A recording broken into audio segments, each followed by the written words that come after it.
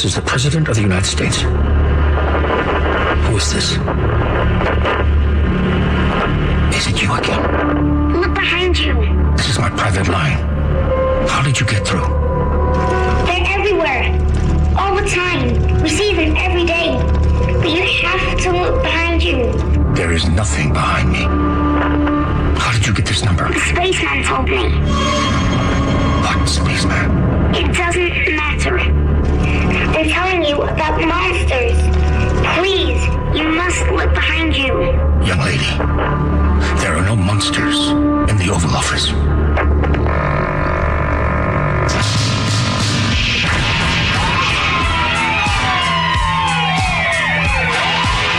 loudspeaker spoke up and said, Wait, Jimmy. the loudspeaker spoke up and said, Wait, Jimmy. the loudspeaker spoke up and said, did you hear that? Give up. Give up. Give up. Give up. Wait, Jimmy. Wait, Jimmy. Wait, Jimmy.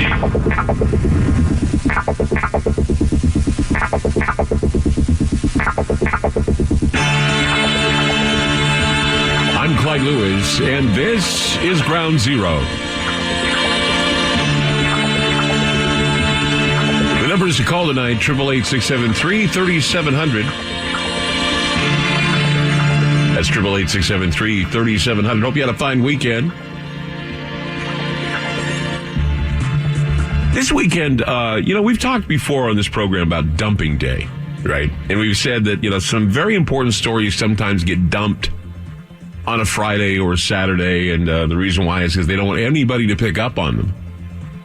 And over the weekend, I had some time to read, I guess what you'd call dumping day stories, but what they are and what they were actually, they were some possible yearly trends for the year 2019. Now, most of the time, trends are inaccurate and they need a bit of refining.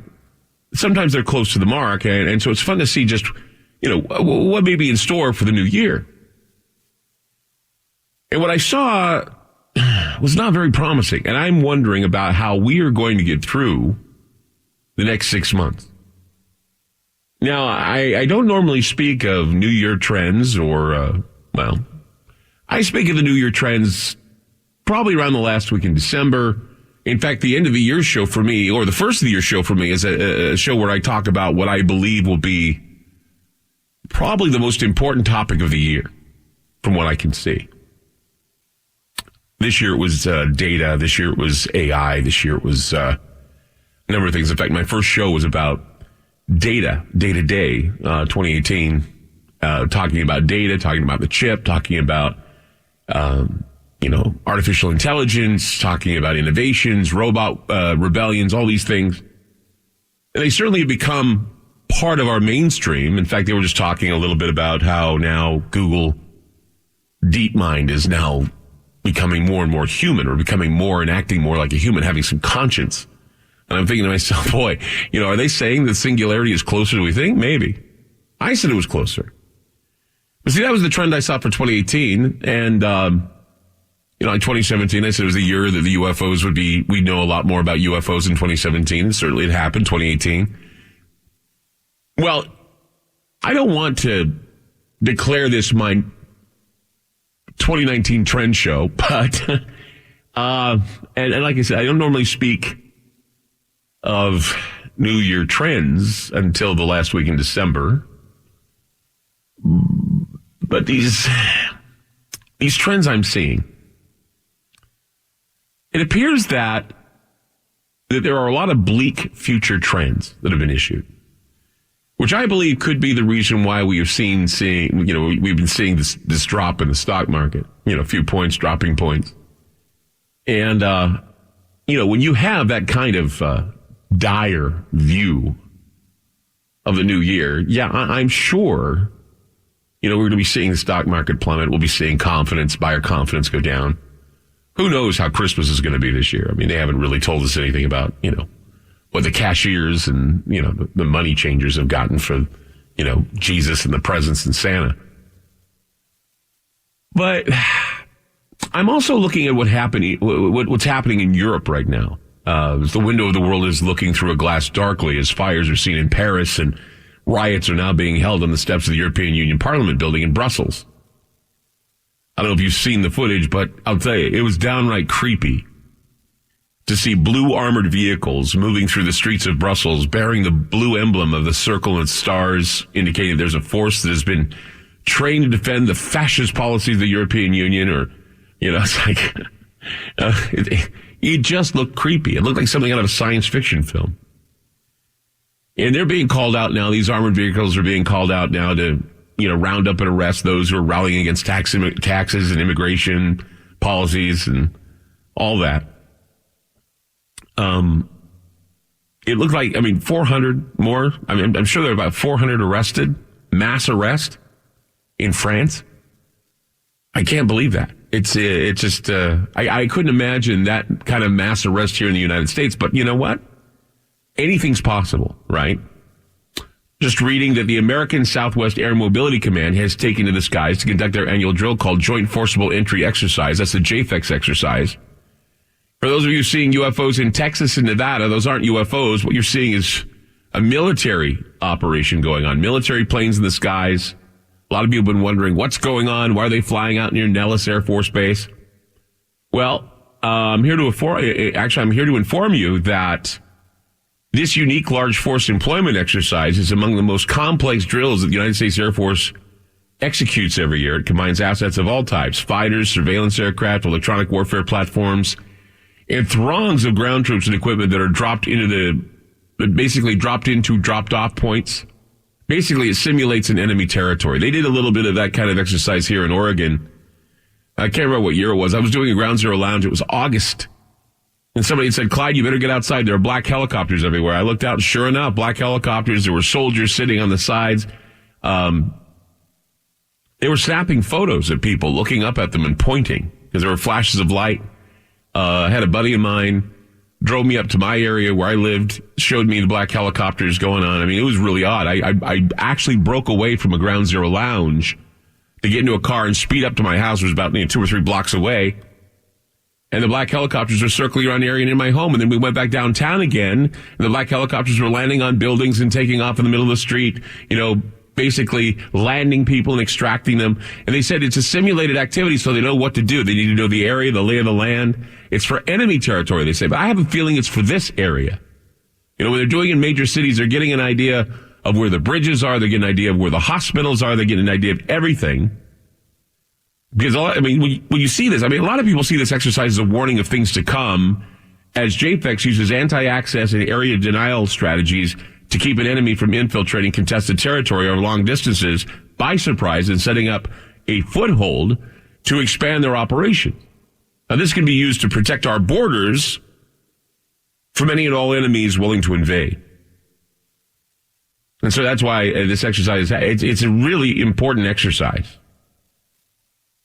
And people are like going, is this for enemies outside of the U.S.? Are they doing this to protect our borders? Are they doing this because they're planning martial law?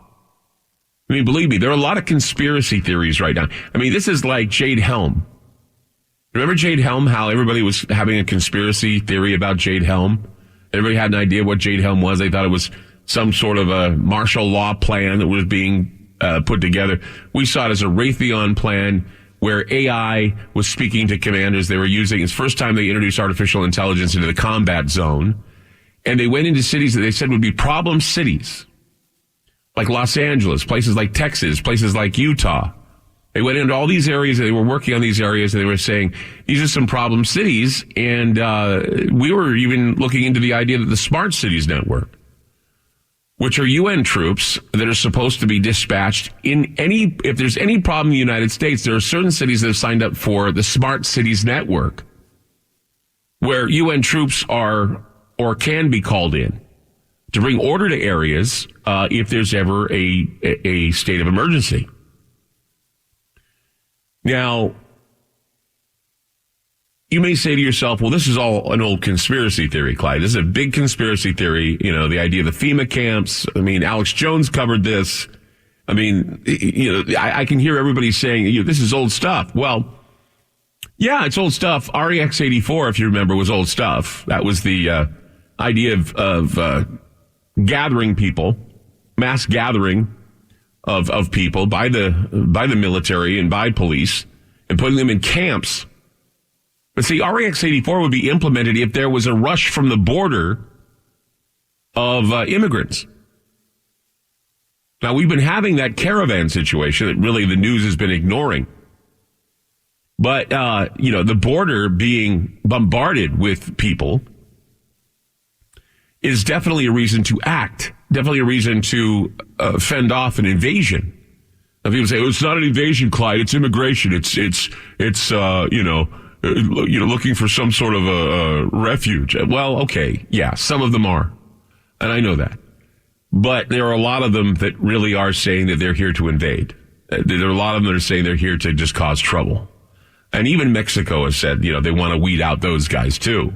But most Americans are saying, no, we don't want any of this going on in our country.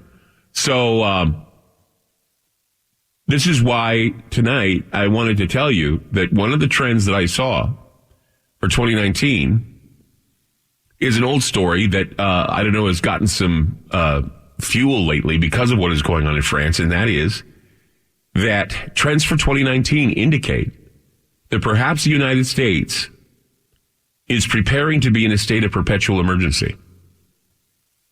And I know that we've had Jack from California call the program and talk about how President Trump went ahead and signed an extension of the Perpetual Emergency Act, or the Emergency Preparedness Act, or the Emergency Powers Act, which, of course, is Proclamation 7463. And even though he signed it a few months ago, this has now caught the attention of the media. And so far, there's no reason for alarm. At least so far, no reason for alarm. But the interesting caveat that we point out, which I think is interesting, is that Congress is supposed to review emergency acts every 6 months, but they haven't. They haven't. And keeping us in a state of emergency is arguably not good for the morale of the country. Because what this does is it raises suspicions and it spins conspiracy theories. And when you're looking at how the stock market's been up and down, how you look at what's going on in France, how we look at the borders, how we're having civil unrest in cities. Today in Portland, again, we had a rally. We had Antifa show up, and it was supposed to be a peaceful gathering, but eggs were thrown, rocks were thrown, tear gas, of course, again. I was just seeing some footage from Seattle where another group were blocked by Antifa. These guys had guns, okay? They were standing there with guns, telling people they couldn't cross the street, that they couldn't walk on the sidewalk. And then when they felt good and ready, they opened an area and said, you can do this now. I mean, this is how America is right now. This is, certain parts of America, certain cities, major cities, are dealing with this sort of thing. The borders need to be protected. We've got people inside our country that are creating problems. And the trends, of course, for a lot of these 2019 trends I've been reading, is that, yes, the president renewed the Emergency Powers Act, Proclamation 7463. But, of course, Congress is supposed to review emergency acts every 6 months. They haven't done it. So what is going on? And why the joint preparedness exercise going on in the Southwest right now? We're seeing all of these things happening all at once, and people are getting a little worried. As I said, conspiracy theories are flying high over what is coming. This is worse than Jade Helm, okay? Jade Helm was really amazingly over the top with conspiracy theories, but these seem to have a little bit of they're kind of floating into the mainstream, and I'll tell you why. 888-673-3700. That's 888-673-3700. Back with more Ground Zero. Don't go away. FM News 101 KXL.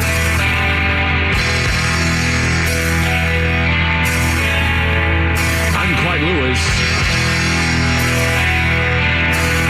You're listening to Ground Zero. we're seeing this massive drill going on with the military, exercise going on called JFEX, using anti-access and area denial strategies to keep the enemy from infiltrating from the borders. It's keeping people out, I guess, protecting the border. And then looking around, I see a number of other trends focusing on the idea of preparedness and talking about the idea that America, the United States, we are still in this perpetual emergency state. The Emergency Powers Act back in August, President Trump ordered an extension of that act known as Proclamation 7463. Now, for some reason, President Obama back in the day signed this proclamation into effect because something was going on in the Congo, and he figured that this was something that we needed to be aware of. I think it was some sort of Ebola outbreak, and there's an Ebola outbreak right now going on in the Congo. And they're saying that this is a threat to us, and so he signed the Emergency Act because of the Ebola threat in the Congo. Now we have another Ebola threat, but I don't think President Trump signed it because of the Ebola threat, okay? And this was the same proclamation that's been around since 9/11 because, of course, George W. Bush signed it as well back in September 14th, I believe, of 2001. But see, the media is focusing on this for some reason. And while they accuse us of, thinking into things and reading into conspiracy theories, they're stating that the idea of keeping us in this perpetual emergency may have some advantages for Mr. Trump, because apparently the idea here is that, the idea is that he could sign on a piece of paper a proclamation stating that he could be president indefinitely until we have, all this cleared up. Now, I don't know how many times I've heard this. I heard this with the Bush administration. I heard this with the Clinton administration, not the Clinton, but the Obama administration, that this was going to happen. I'd heard that, eventually what would happen is that somebody would sign a paper and they'd be president indefinitely. But since 1976, Congress had passed this National Emergencies Act, and basically what presidents have done is they've declared at least 53 states of emergency, not counting disaster declarations for events such as tornadoes and floods. Emergency declared by President Jimmy Carter on the 10th day of the Iranian hostage crisis in 1979 still is in effect right now. 40 years later, still in effect. Post 9/11 state of a national emergency declared by President George W. Bush was renewed 6 times by President Obama and by President Trump. This basically forms the legal basis for keeping the war on terror going. President Trump even tweeted a state of emergency about the caravan at the border. He even sent troops, but lawmakers said it didn't really count because the president didn't enact his emergency powers. He just tweeted a state of emergency. He didn't, because he already had it intact, right? So, if he would have signed it, about the caravan, this would have been like, it would have been like him waving a magic wand, making him the Supreme Chancellor, like in that Supreme Chancellor, and making him the Supreme Chancellor, allowing him to make decisions without approval, congressional or otherwise. And so the pen would be the director of emergency policy. Sign my name, make provisions. I'm the dude. I'm the head guy. I make the decisions now. Activating emergency powers is the moment that we learn that this is not a test. Okay? This is a reality now. This is not a test. So we're under an perpetual emergency right now. But it gets even weirder as we progress through this dark glass we're looking through. We keep seeing France out there as a potential, okay? And many people see France and what's going on in France as something that could definitely happen here in the United States. And it gets weirder and creepier and stranger as you explore deeper into what the mainstream has conjuring, or is at least prognosticating, for 2019. 888-673-3700. That's 888-673-3700. I'm Clyde Lewis. You're listening to Ground Zero, and we'll be back. Hey, it's Ronnie with us again, and I want to ask him about the 3-letter oil. Now, that's pretty mysterious. There's a lot of letters out there that we can think of. There's TLC, Tender Loving Care. That's BDQ, Pretty Damn Quick. But this is the 3-letter mystery and the oil that brings the 3 letters. What can you tell me about this mystery 3-letter oil? This three-letter oil is amazing, and so much is going on in the news with this oil, and this is something that I pride myself in the company because it is GMO-free and it is organic. And there's a lot of companies out there selling the three-letter oil, but maybe doesn't go through quite the rigmarole that I go through to get the purest and the best. So it's kind of the Ferrari of oils. The benefits, if somebody has anxiety, really will help you. Stress is, and here's a little fact from stress. Stress will take a normal body, somebody with perfect circulatory system, and can give them a heart attack if they're stressed too much. So stress is really important to get rid of. That'll also knot your muscles up. My wife loves the three-letter oil. It helps her out. She just had her breast cancer. She's happy, and it helps her a great deal. And I'm happy, too. And I just would wonder, when are we going to be able to be free to give out information about the three-letter oil? It might have to be a mystery oil for all times, but one thing that I love about it, it's legal in 49 states. And we've opened up. We're just opening up to Britain as well, so that's kind of exciting. They're kind of understanding the three-letter oil. So a lot of places are, catching on board whether the government wants to go that way or not.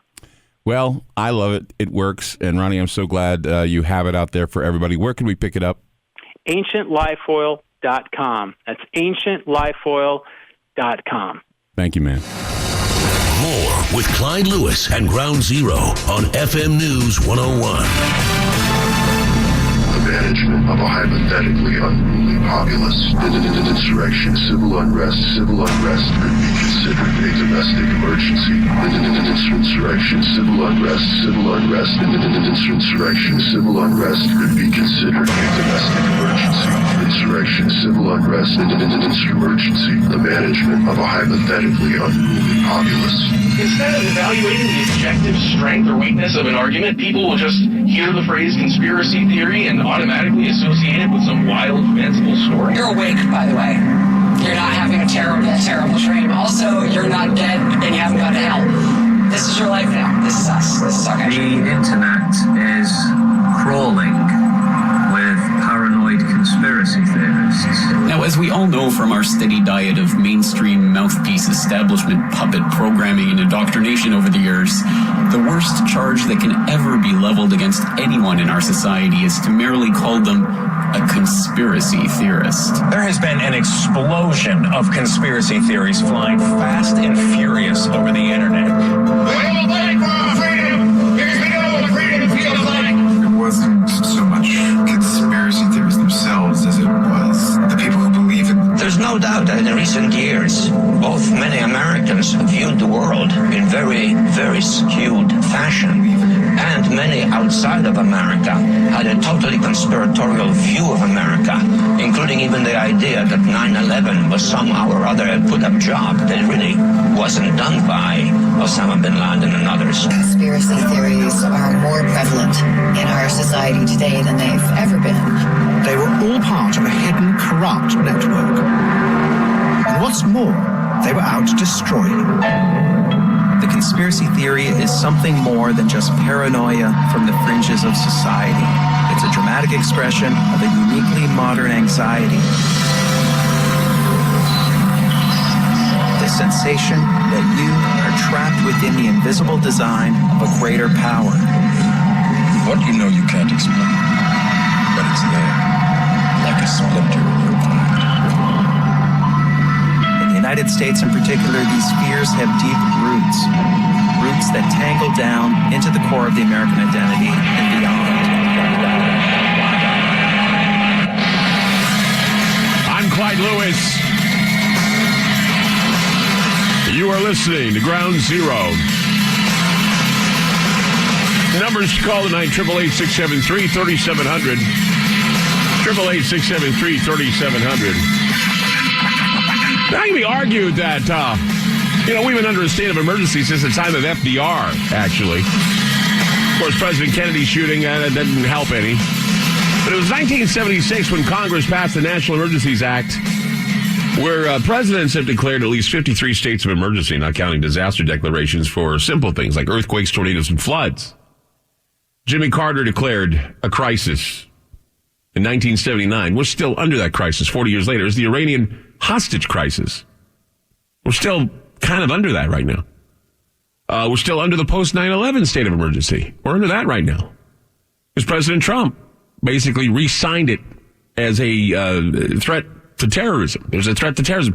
He tweeted that we're in a state of emergency with regard to the caravan, ordered troops to go to the borders. And so if he was to really push the issue and say, look, I want to enact the emergency powers, he would basically become head dictator. But this has been the same with every president. And every time there seems to be this worry from the conspiracy crowd. And someone like George W. Bush wants to sign into a proclamation he's going to hold power beyond his term. Barack Obama, again, they were saying, oh, he's going to sign the paper, we're going to be under martial law, and he's going to be president indefinitely. Now, it's not the conspiracy theorists making this claim.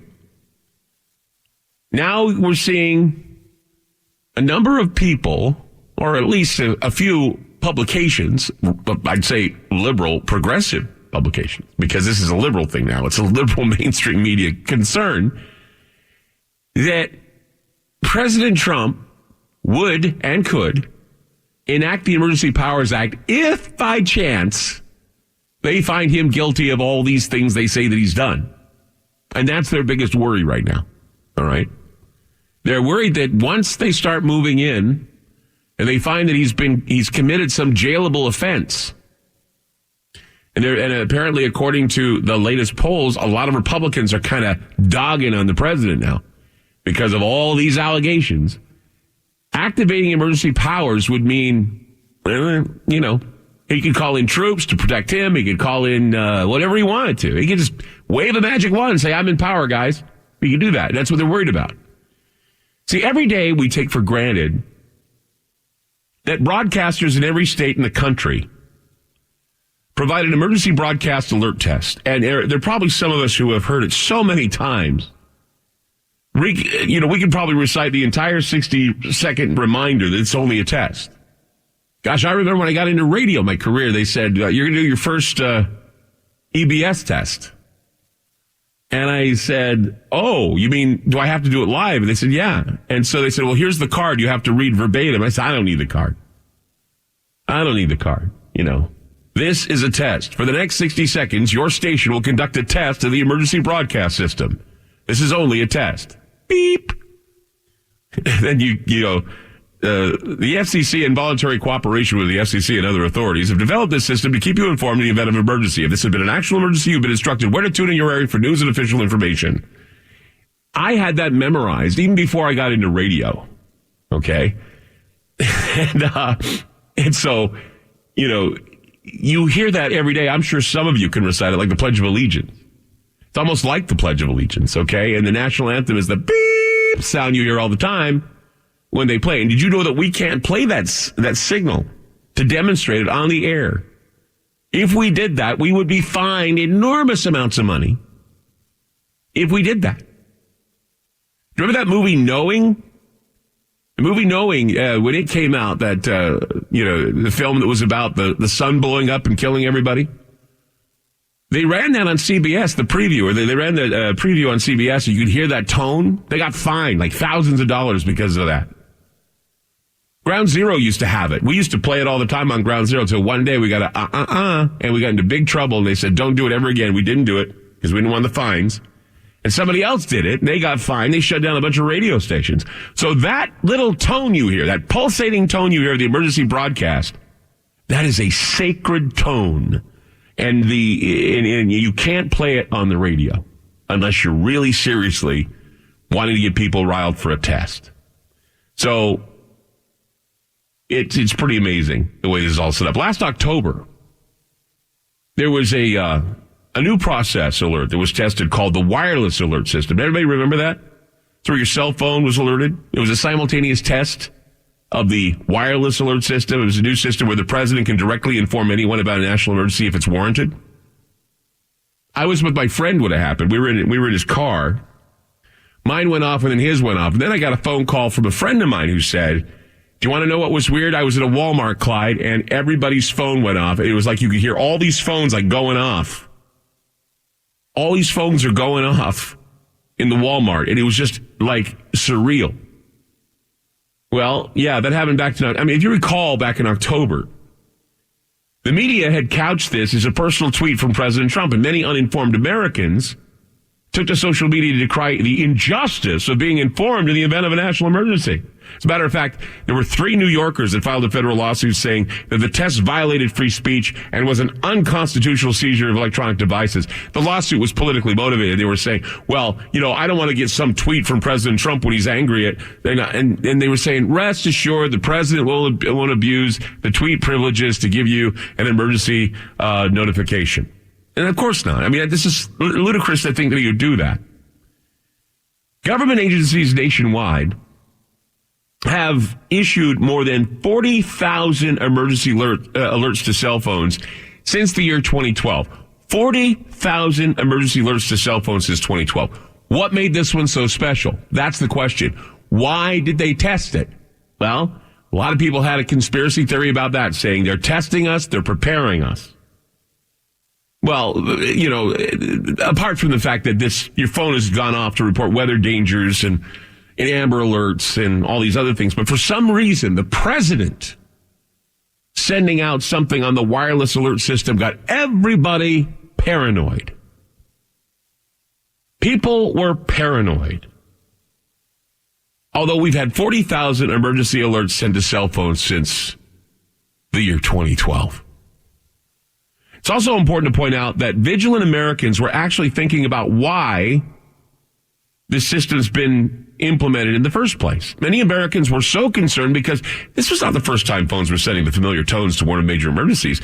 Earlier this year, January, I think, Hawaii's emergency management agency mistakenly sent out an alert warning of a ballistic missile that was supposed to be hitting Hawaii.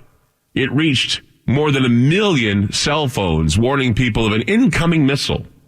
There were also several activations of the emergency alert systems last year, where in Southern California, an alert was issued and it was followed by a minister giving a bellicose warning about the end times and saying, realize this, that in the last days, extremely violent times will come. Now that freaked out everybody in Southern California that heard that. So I know that all of these incidents sound like a peculiar coincidence, right?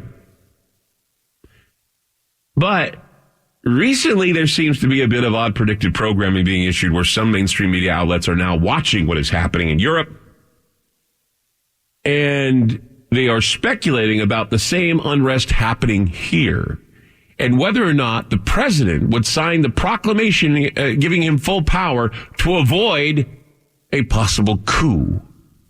You see, a lot of people are stating that in France, maybe Macron is going to be dethroned because he apparently, 18% popularity. It's dipped to 18% popularity in France. And many people believe that they want to storm the castle and remove the king.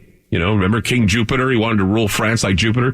But it looks like Jupiter is falling from the heavens right now because 18% is his popularity. And so, all these incidences are all adding up when people are becoming a little paranoid.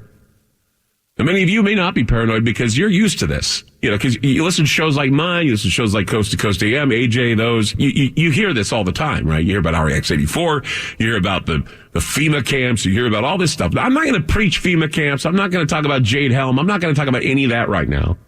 Although JFEX is going on, which is bizarre. They're preparing for some border incursion, I guess. But the journalists in the mainstream worried that President Trump will be forced into implementing some sort of measure in the Emergency Powers Act has got me a little bit nervous. Okay?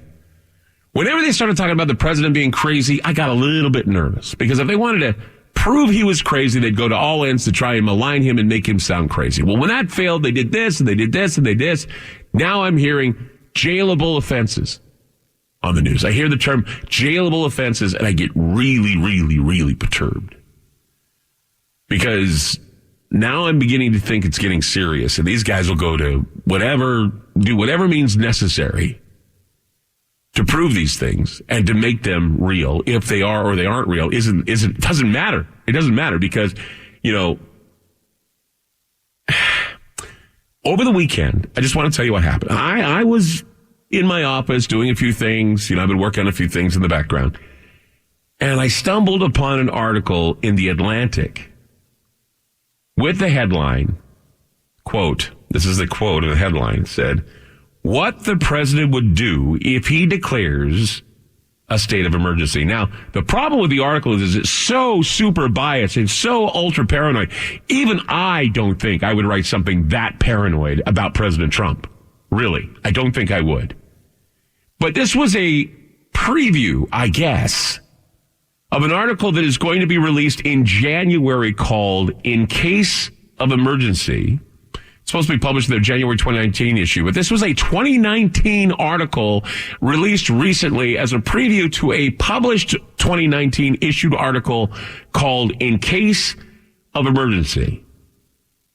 And the article posts some very extreme scenarios and speculates that if Trump is cornered, he could misuse his presidential powers in the attempt to consolidate power. Now, of course, both political sides have expected this to happen since the George W. Bush administration. There was also talk of this during the Barack Obama administration, but this was conspiracy theory at the time, and none of it transpired.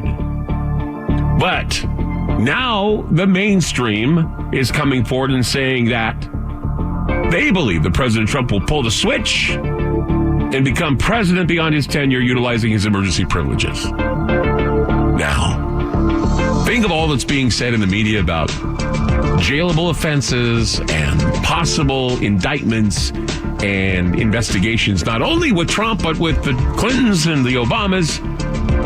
Strange things afoot. France is on fire, and now we're thinking that, President Trump would throw the switch and become president indefinitely?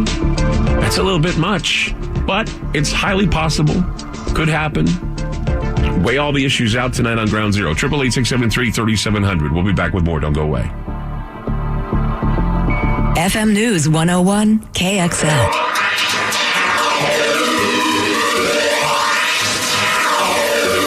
Let's go to John in Missouri. A lot of people concerned about what I'm talking about tonight. Let's go to John. John, hi. You're on Ground Zero. Clyde, you hit the nail right on the head, and I'm scared. I'm a little worried, too, and I'll tell you why. Because I have never in my life, see, here we are, it's the 10th of December. I usually have all of my trend stuff all gobbled up and ready to go for January 1. And The Atlantic has already put out an article about Trump exercising emergency powers if things close in on him and we have a coup. That he would sign things away and he'd make everybody an enemy of the state if they're coming out to get him. And the thing is, once again, this sounds plausible like it did with the other times, but with the mainstream talking about it now, or gearing ready to talk about it, I would say we should be more concerned about the mainstream saying it, because if they're pushing this issue, then they know something we don't, in my opinion. Clyde, I want to tell you, I'm not a Republican. I'm not a Democrat. I didn't vote, and I don't want to discuss politics as per se. What I want to say is I can see there's extremists on both sides, yes, on Trump's side and on the other side. And this is not going to end up good no matter which way it goes. Right. Because the news is saying if they impeach him and bring charges, I'm scared to death of what's going to happen. Well, we've gone through impeachments before. Clinton was impeached. I don't care. So what's the big Trump deal now? Supporters are strong. Yeah. They are really behind him, then I don't think that they're going to allow that. And then you have the other side that is trying to put him away. They're talking about bringing charges after his presidency, putting him in jail. And I'm just telling you, Clyde, this ain't good. And, and it's like what's happening over there in France. This is scary. Well, what sucks about this, too, is the media is saying, we're going to kick the bear, and we're going to continue to kick the bear, and the bear will respond, and damn him if he responds. And that's what I'm getting from this article I read in The Atlantic is, yeah, okay, we'll do this, we'll make charges, we'll do this, we'll impeach, we'll do this, and all this. And, I was hearing something today on CNN. It reminded me of the dog that chases the car, and once he gets the car, he doesn't know what to do with.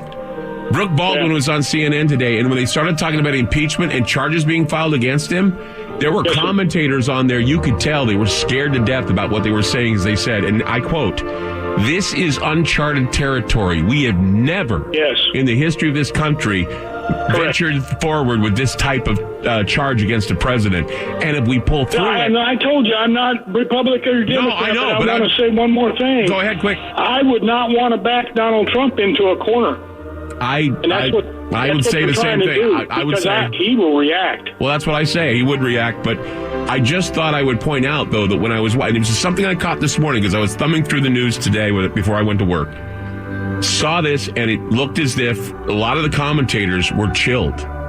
And one of the guys said, well, right now, it's just smoke. It's all smoke. They kept hinting, it's all smoke. So they said, yeah, but where there's smoke there. And I said, just shut up and let it be smoke. Because you don't want fire. You don't want fire because fire is like what's happening in France. Fire is something we don't want. And it gets a whole lot more interesting as we move forward. We'll be back with more Ground Zero. Don't go away. FM News 101 KXL. Clyde Lewis here for Fast Start Diet. You know it works. Now it's your turn. Available on Amazon or go to faststartdiet.com. Use promo code ClydeSAVE and get 10% off your first box. You'll also get the #1 rated Lipo3 appetite suppressant spray. Free. Whatever your weight loss goals, begin with faststartdiet.com. Use promo code ClydeSAVE. That's promo code ClydeSAVE. And blinded by a blanket of little lives, false security has lulled the madness of this world into a slumber. Wake up. An eye is upon you, staring straight down and keenly through, seeing all that you are and everything that you can never be. Yes, an eye is upon you, an eye ready to blink. So face forward, with arms wide open and mind reeling. Your future has arrived. Are you ready to go?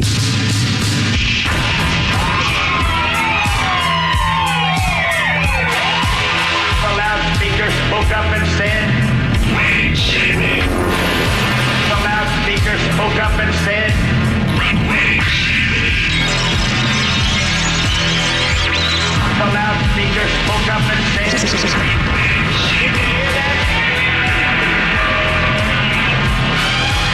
give up. Give up. Give up. Give up. Give up. Wait, Jimmy. Wait, Jimmy. Wait, Jimmy.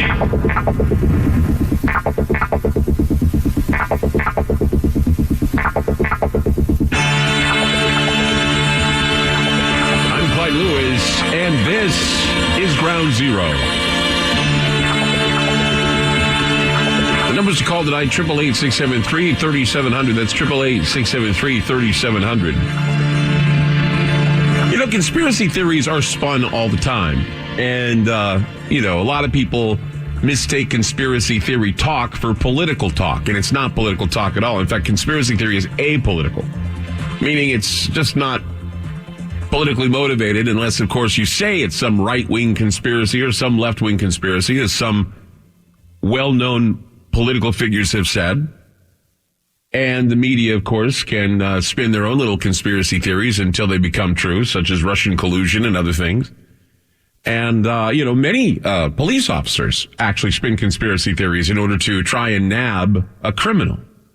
Sometimes their conspiracy theories and hunches are correct. Other times they're not so correct. But see, that's the whole point. It's hypothesis.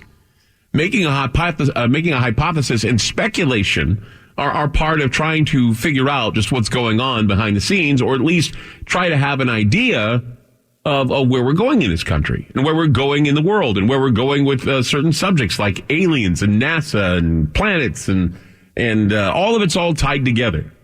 Now, the paranormal is another thing. Paranormal is not conspiracy theory. Paranormal is digging into some of the deeper core subjects of consciousness and quantum physics and ghosts and demons and all these things that motivate motivate us on a core level. Conspiracy theory is something spun by human beings as a hypothesis as to where we're going to next. And sure, politics will be mentioned, religion will be mentioned, all of it's mentioned.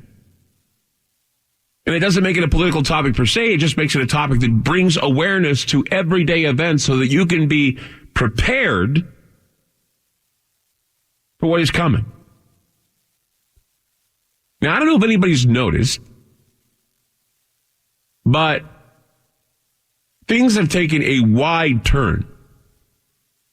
Okay?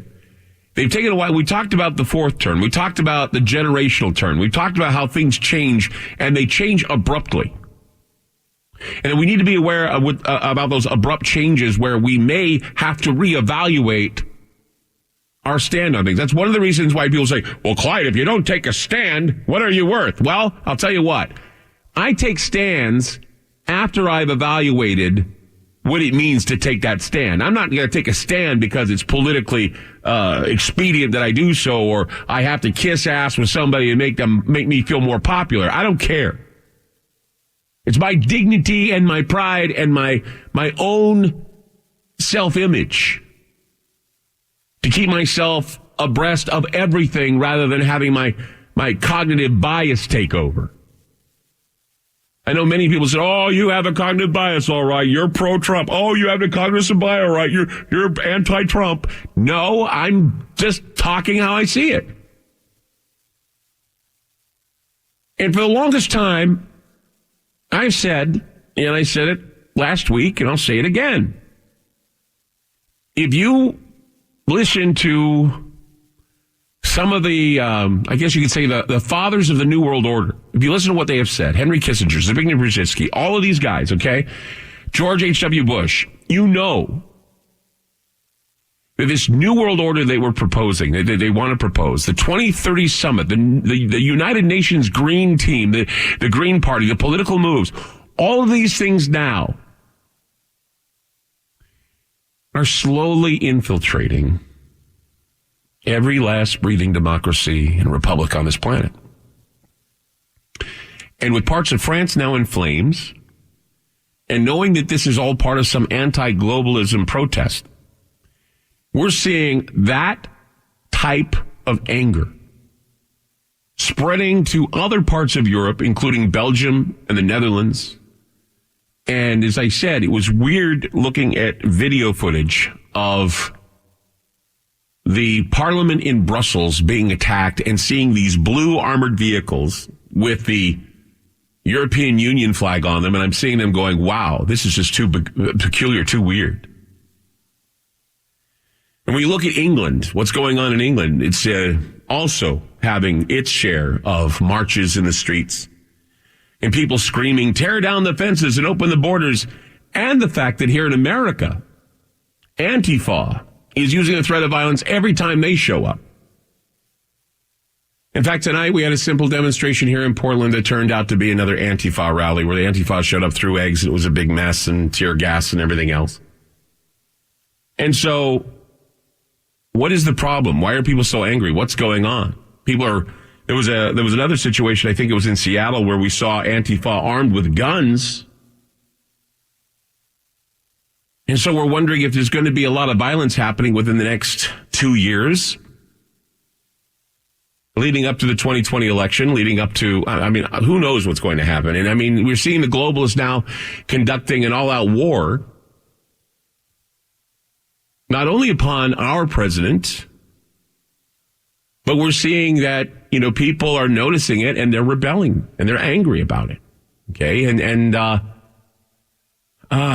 This weekend, as I was saying earlier, I was actually reading the trends of what could be coming for 2019. And they're coming out early for some reason. Usually by the end of the month, I talk about these trends and I talk about, how things are, and no one can overlook the window of the world. And we're looking through that dark glass at France.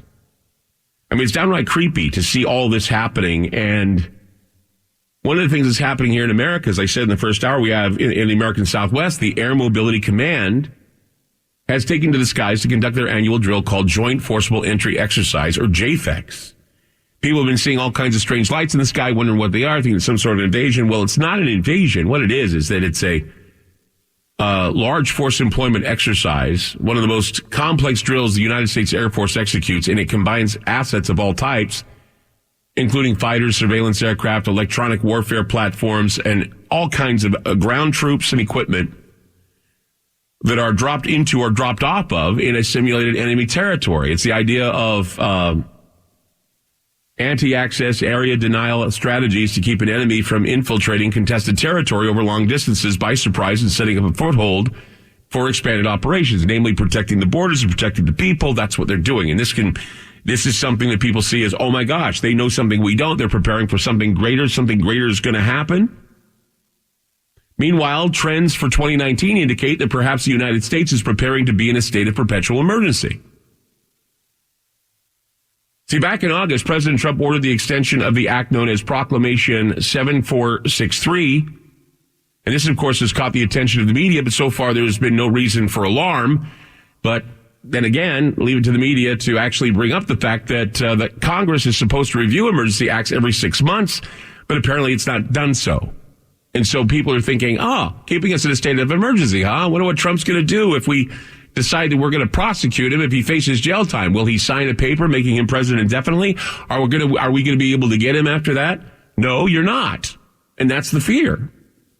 See, since 1976, Congress has passed the National Emergencies Act, and presidents have declared at least 53 state emergencies, not counting disaster declarations for events such as tornadoes and floods. I mean, we're still, under emergency for things like, the hostage crisis in Iran? We're still under that threat. 40 years after nearly 40 years after it was signed, we're still under that emergency threat. 9/11, still under that emergency threat. Under George Bush, Obama he signed the Emergency Waves Act 6 times during his presidency to remind people that we're in a state of emergency. Now, when you do something like that, and you say, hey, the whole country's on lockdown, not necessarily martial law, but basically what the president says is, I am enacting these emergency proclamations so that I can sign into law things immediately. It's the Emergency Powers Act. I mean, the Emergency Powers activation means this is not a test. This is reality. We're in the midst of a reality where the president can actually not observe the Constitution, and he can go against Congress. He can say, we can activate armies, we can activate whomever to defend this country and to defend my presidency if need be, if we're in the middle of a coup. Now, this wouldn't mean anything. I mean, these media aspersions, these media speculations would mean absolutely nothing if it weren't for the fact that last October we had this wireless alert system, the simultaneous beeping of the telephones, where everybody's cell phone got a nice message from the president saying this is an emergency alert system. And many people were scared. They were saying, "Oh my gosh, is this a personal tweet from the president? My gosh, this is horrible. I don't want this to happen. Stop. In fact, there were 3 New Yorkers that filed a federal lawsuit saying that the test violated free speech and was an unconstitutional seizure of electronic devices by the president. Of course, the lawsuit was politically motivated. There was no danger the president was going to tweet something that was going to be offensive to somebody, violating that emergency broadcast. Because let me tell you this, the emergency alert system is very, very, very, very sacred, okay, when you're a broadcaster. Very sacred. Did you know that we could be fined if we were to play that tone and we played it out of context of an emergency broadcast? Earlier this year, Hawaii's Emergency Management Agency mistakenly sent out an alert warning of a ballistic missile threat to more than 1 million cell phones. There were several activations of the emergency alert system last year, where in Southern California, an alert was issued, and it was followed by a minister giving a bellicose warning about the end times and saying things like, realize this, that in the last days, extremely violent times will come. All these things considered a coincidence this last year. But a lot of journalists are not looking at it as coincidence. In fact, Forbes magazine had an article called, Paris is burning over climate change taxes. Is America next? And there was also an article that was released that caught my attention as well. It was an article that was supposed to be, the headline says, what the president would do if he declares a state of emergency. It's for The Atlantic, but apparently it's a leaked article preview of something called In Case of an Emergency, which is going to be published in their January 2019 issue, which means that it gives me the jitters to think that this is some sort of, I guess, precog of what's happening in 2019. Both Forbes and The Atlantic are now spinning these conspiracy theories of, could America be next? Could Donald Trump sign into law the Emergency Powers Act? And if he does, is this something he's going to do if they decide to come after him for charges over something that they've uncovered in this investigation? I mean, all these fears are coming from the liberal side now. It used to be the conspiracy theorists were spinning it about George W. Bush and Barack Obama. Now they believe, almost like it's gospel, that Donald Trump will enact the Emergency Powers Act if he's cornered, and that we may end up like France. 888-673-3700. That's 888-673-3700. I'm Clyde Lewis. You're listening to Ground Zero, and we'll be back.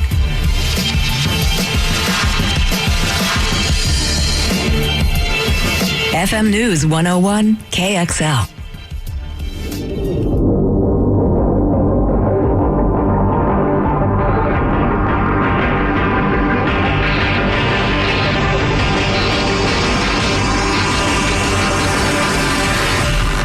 I'm Clyde Lewis. You're listening to Ground Zero.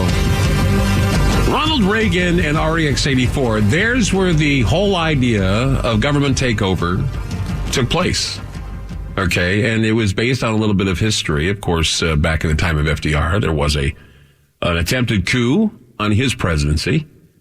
But ever since the idea of moving people into camps and REX-84, the immigration problem, these were all hypotheticals that the government was preparing for with Cable Splicer and with REX-84 and all these programs. You can look them up. This isn't conspiracy theory. They were actually planning these things. It's okay. Both political sides, though, have often argued the possibility that the president, if cornered by something he's done or some bad thing he's done, would actually sign into law the War Powers or the Emergency Powers Act, giving him just free reign of anything. And they said this about George W. Bush. They said this about Barack Obama. You know, they were all afraid that he was going to pull the switch and become president beyond his tenure, utilizing his emergency privileges.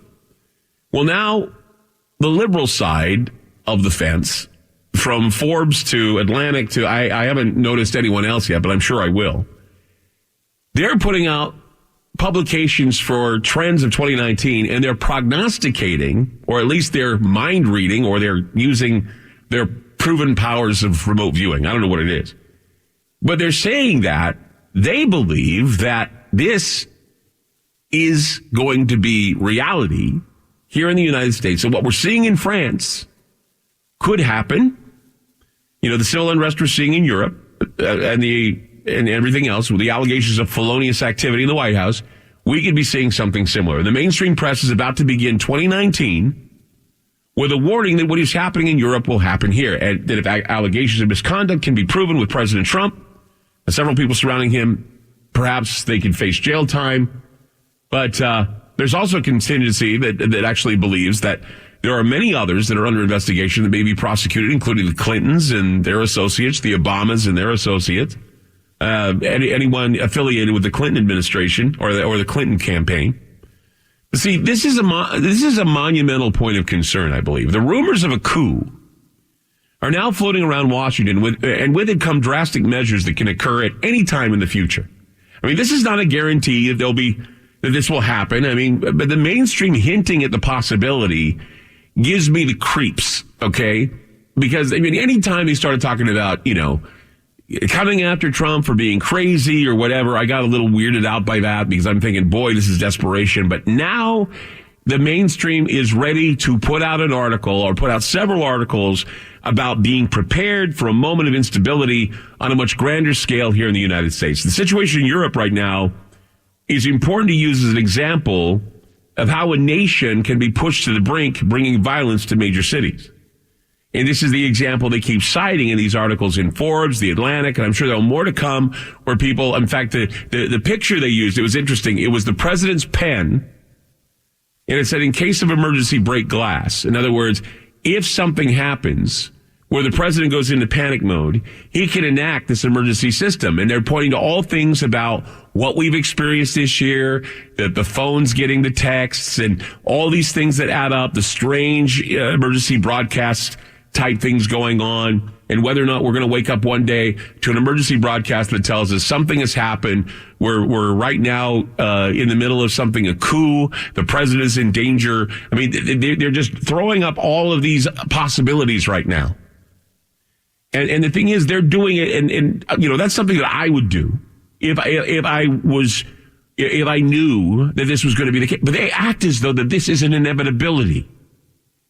And that's what makes this so creepy, is because conspiracy theorists, when they were saying it during the Bush administration, the Obama administration, they were laughed at. And now we have these conspiracy dramatists. They're out there in the media, and they're saying the same thing now. 888-673-3700. That's 888-673-3700. We'll be back with more Ground Zero. Don't go away.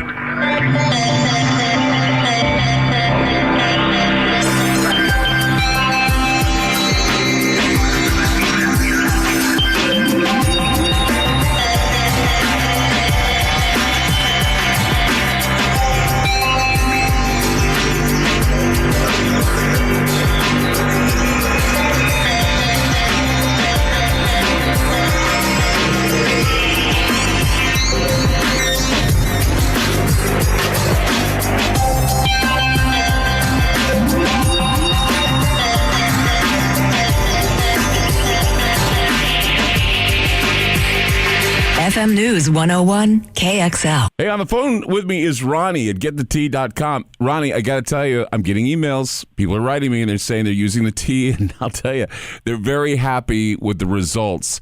Can you tell people why it's so good? Well, it gets rid of all the bad stuff and leaves all the good stuff, and, you know, takes out all the stuff that shouldn't be in your body. And usually the byproduct is people lose a little bit of weight, and people actually feel better with lots more energy. So it's cool. Get to Tea. And also a new product called Minerals Plus. What do we have to, what is that all about?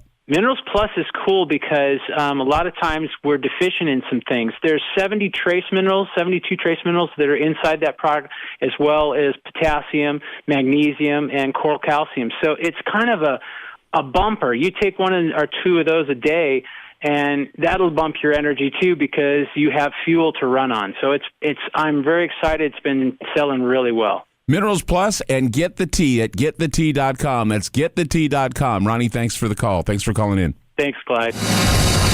More with Clyde Lewis and Ground Zero on FM News 101. It's not a test. This is reality. Please leave a message after the beep. Hi, Rob, you there? Look, we're in big trouble. I don't know if you've seen the news, but there are hundreds of protesters outside the building here. If we don't do this thing today, it's not going to happen. Get yourself on a plane to New York as soon as possible. Separate.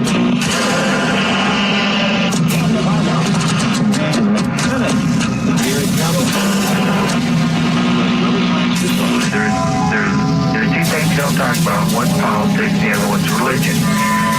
The reason you don't talk about them is because they confide in each other. You know what I'm saying? Don't you kid yourself.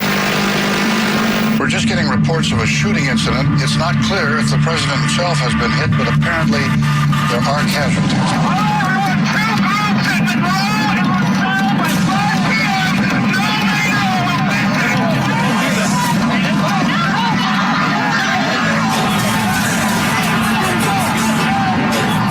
Rounding up people. We had probable cause. That was a major security breach.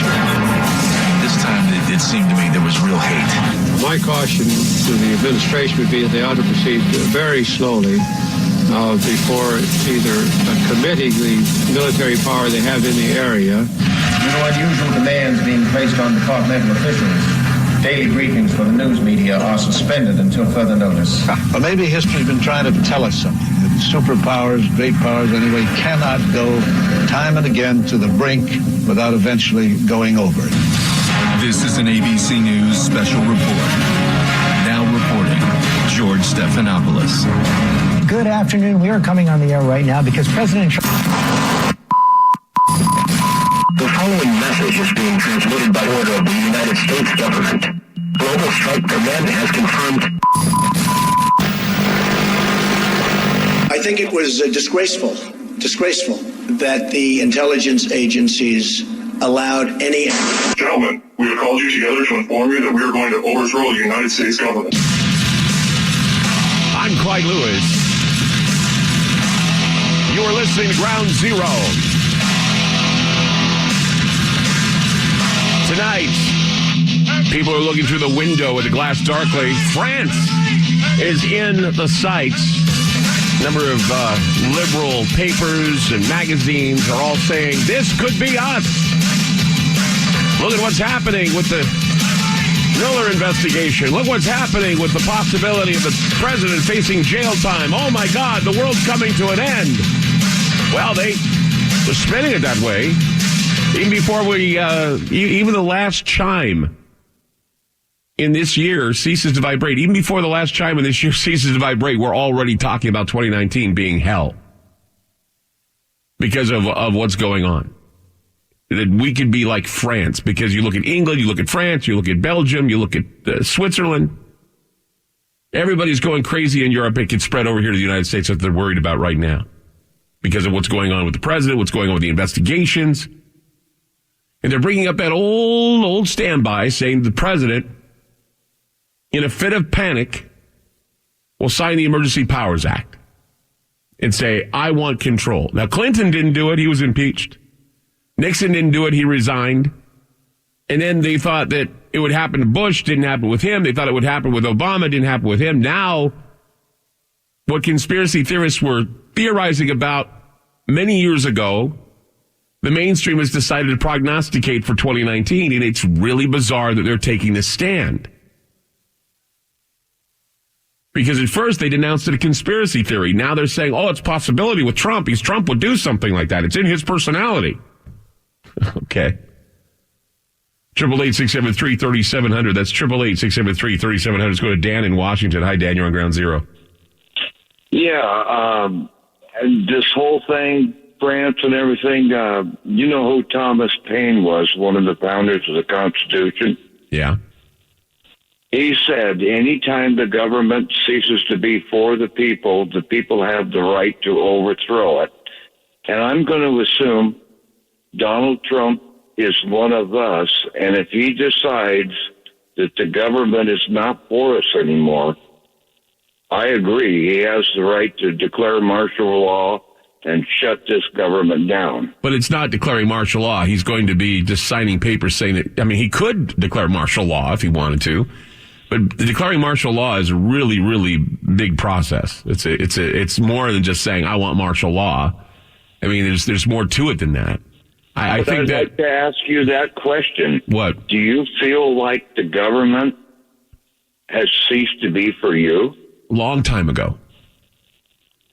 Okay, then. So there's the answer to the question. Ever since 9/11, I think that we made big mistakes 9/11. And I think that, we had government under control. It was being operated by the deep state. It was being overpowered by groups that had already signed their letter of intent with the Project for the New American Century. I've named names before, and I said, these are the guys we should investigate. They were the ones that brought this upon all of us.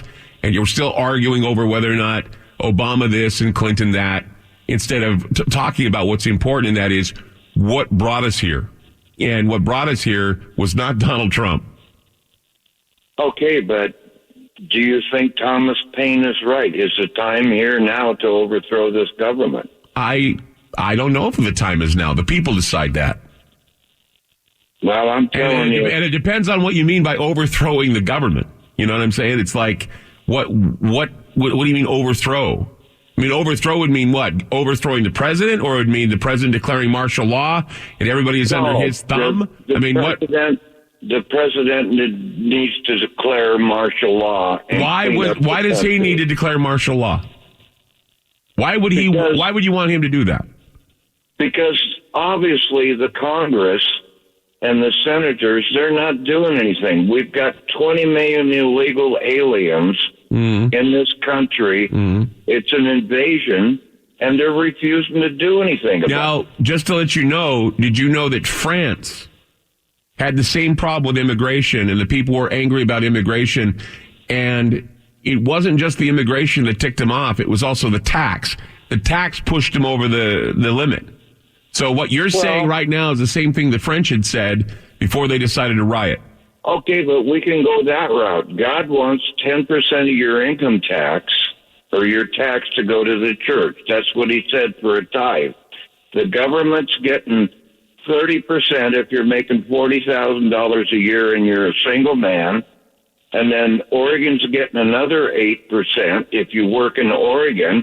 And then you've got gas taxes and everything. Well, you're right. You're right about the tax situation. We're being overtaxed. I just had a run-in with taxes just recently, and I'm going to have to do some figuring of my own. But I'm just saying, this is something that is out of control. It's hitting everybody. This is why we have a homeless problem. It's why people are in the streets right now. This is why, we have a philosophical and political problem in this country. People don't understand the definitions and terms because they don't follow civics. So that's why we have Antifa and their stupid chanting of we're all KKK and Nazis and fascists. No, we're not. We're trying to be a country that's trying to act and react the way most civilized countries do. We have too many people trying to sour the pot here.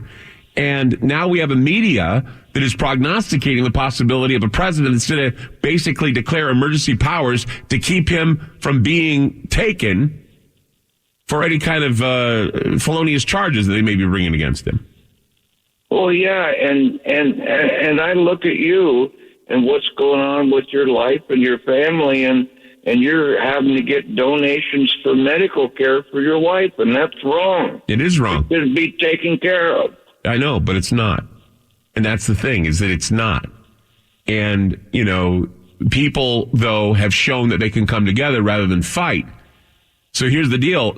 I don't believe that we need to do this in the manner that they're proposing. I think there are many other ways we can do this. And quite frankly, we got to wait and see just how this goes down. But once again, I'll say this, and I think I said it the first, I'll say it again. Today I noticed that the commentators on both CNN and several other networks, Fox and others, they were bringing in commentators to talk about what's going on right now, and they looked terrified. And they said, this is uncharted political territory we're getting into right now, because this has never happened in the history of the country. What's about to go down. And I think they're right about Trump. Trump is not one to be pushed around. Okay. And if he tells me to get a yellow vest or a green one, I'll get it, and I'm behind him. All right, Dan. I thank you for the call. Thank you for calling the program. Let's go to Ray in Arizona. Hi, Ray. You're on Ground Zero.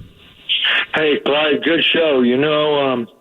I look at this in a little bit of a different situation than everybody's looking at it, because I think that we are very upset if Donald Trump was to get impeached because whatever they charge him for, okay, some bimbo or whatever, okay? You know what? There's so many criminals in government today that have done so much more worse than him. Well, that's the point. They need to go first. Well, that's the point. They need to go first. Well, the and point that's is where the people are getting mixed up. Well, the point is that we've let it go for too long, just like the French let it go for too long. See, the French, that's the French where we're getting mixed up. okay, but the French are not of Donald Trump as a hero. Our feelings are that Donald Trump goes to jail. Well, Hillary's goes too. Well, that's what people are saying, that if he goes, a number of others Everybody will go. goes. Yeah. That's where we're at. So now we got to stand for what we stand for. Well, this is why these political commentators are scared, because they figure that if Trump goes, then we're going to start this whole process of going back and finding the criminals that have brought us to this point. So, and if Trump fights, because obviously he's a fighter, okay, everybody is going to defend him, because they're going to say, before we throw Trump in jail for a bimbo, Bill Clinton is a pedophile, and the other guy is this, and the other guy is this, and throw Hillary in jail. I think that's what's going to happen. I think even James Comey was saying today something to the effect that while Americans should be trying to get Trump out, we cannot or we should not impeach him. And the reason why we shouldn't impeach him is because this will bring about all kinds of other problems for other people who may have committed crimes. While he's done nothing, but maybe paid off a bimbo. Well, I'm just saying, Okay. James Comey said in an interview, it was, I think, 92Y. It was an interview. I don't know what 92Y was, but I'm just saying, 92Y, James Comey was being interviewed, and he said that he believes that President Trump should not be impeached because that would be a bad move. And I think it's because of the fact that if that happens, as you say, more and more people will be in the spotlight, and then we'll have what would be called a decapitation of everything in government, and people would lose faith, and we would end up like France. And No, we've lost faith already. That's why we're waiting to see what happens. It's not that we haven't lost faith. We've already lost it. And the reason we lost it is because there's a lot of people that are not in jail today. So do you see France in our I don't future, know Ray? where this is going to go. Ray. Whether you throw Trump in jail or you don't throw Trump in jail, we want to see right come to the country. Right. Because we are a country of laws, and if you do something wrong, or if you see somebody do something wrong, you feel bad for that person. You're liable to chase the person down who did it wrong, just to bring justice. So, Ray. Well, we don't Ray, see justice. Okay, Ray, do you see France in our future? Do you see something like France happening in our future? I see something worse than France. Okay. Well, I truly do. And I don't know which way it's going to go because we're not throwing these people in jail. And I have no clue. How can you, let me explain something. One other thing, just one simple thing. And I'll tell you, how can you say that, what was his face who was running against Hillary, Bernstein, or what was his name? Who? The guy who was running Sanders? against Hillary. Bernie Sanders? Bernie. Sanders? Yeah. Now, Bernie gets cheated out of his votes, and everybody knows about it, and he knows about it, and this lady's able to run for president. What kind of a country do we have? I shook my head when that happened too, Ray. I shook my head. Well, that's what they call us Trumpers, or they call us whatever they want to call us. It isn't about that. We don't care if Trump goes to jail.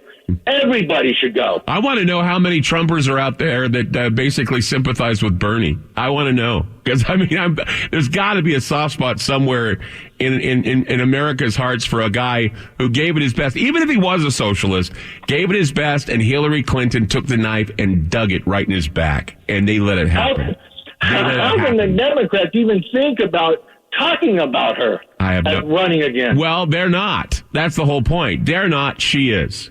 And see, that's the thing, is America needs to understand the reality. In the face to the American people. Well, America needs to understand the reality, and we're not understanding the reality because of the spin of the situation. And I think a lot of Americans that are informed understand the reality, and same with what happened in France. They understood where their country was going, and then the minute they turned on the heat with the taxes, everything came into play. The immigration, the situation with housing, and the education situation all came to a head when they found out they had to pay 25 cents more in taxes for gas. 25 cents. That's what triggered it. Can you imagine? 1 quarter triggered it. 1 quarter, 25 cents triggered it. Amazing, right? 888-673-3700. That's 888-673-3700.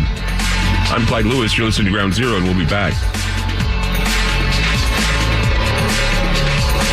FM News 101 KXL. You're listening to Ground Zero with Clyde Lewis on FM News 101.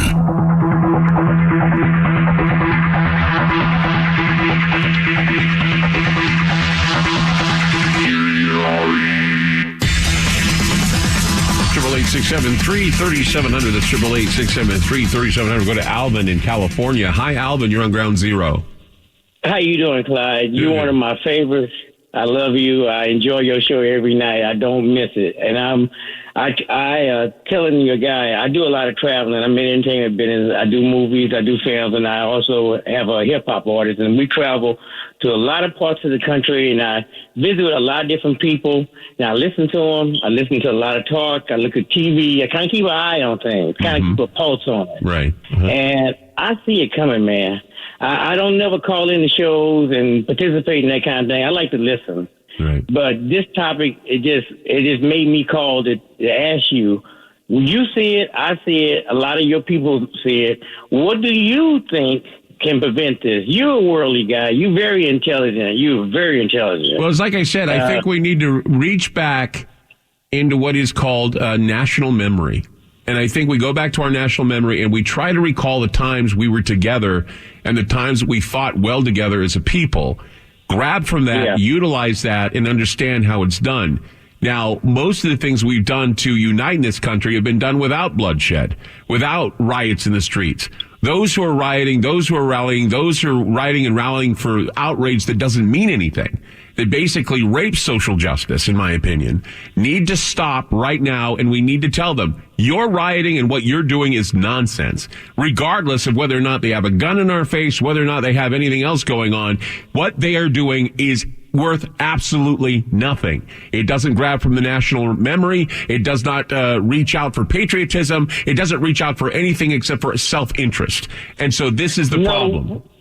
We've lost our sense of who we were and who we are and who we still could be it might take a catastrophe. It might take an alien landing. It might take something crazy.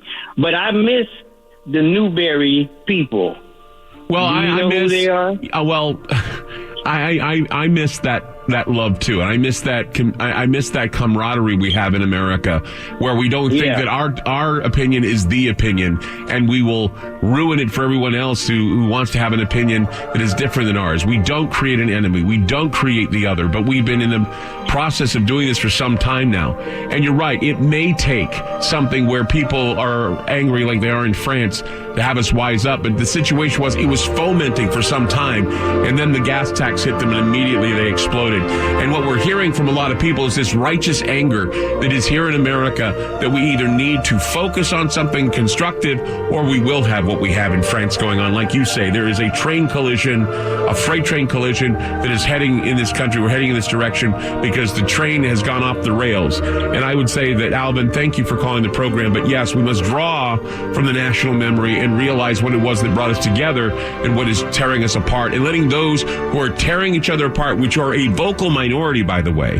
where social media is exploiting it to the extent that it has. I think when Dr. Demento was on the show, he said it best. He said, these people have social media and the media turns around and they exploit it and magnify certain opinions that are so outrageous that we think that they are the standard for the country. They absolutely are not the standard for the country.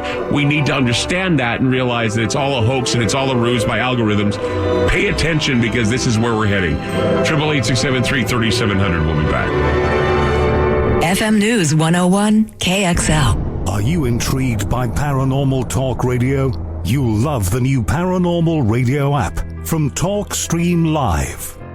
You'll find a great selection of talk shows covering UFOs, ghosts, strange phenomena, and much more.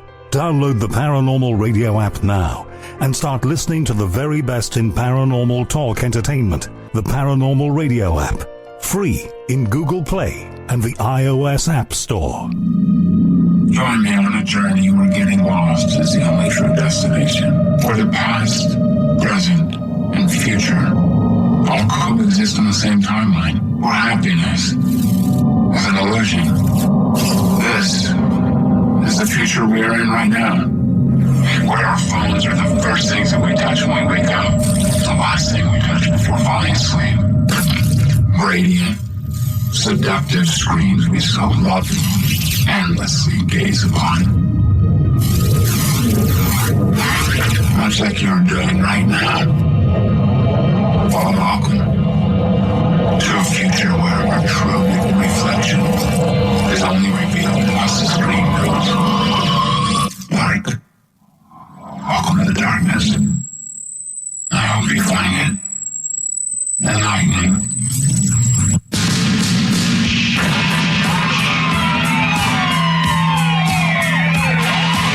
The loudspeaker spoke up and said, "Wait, Jimmy."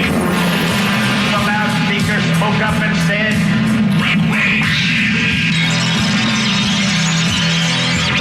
The loudspeaker spoke up and said,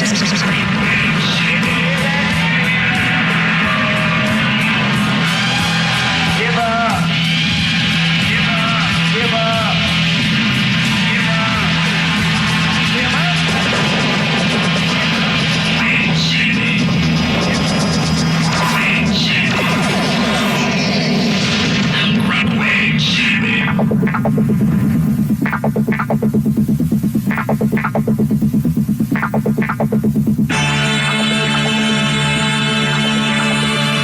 Clyde Lewis, and this is Ground Zero.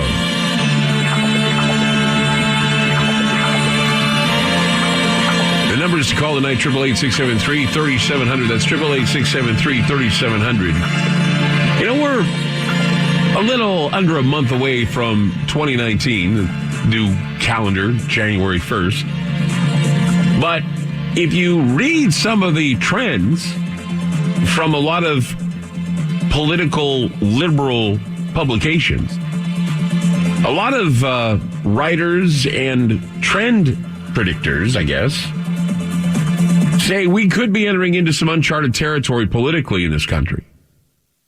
Those who wish to push a new world order are about to see a world emergence. No matter the outcomes, citizens' revolt may happen in order to remind the leaders that in the end, we are certainly a government that is not only for the people, but governed and directed by the people.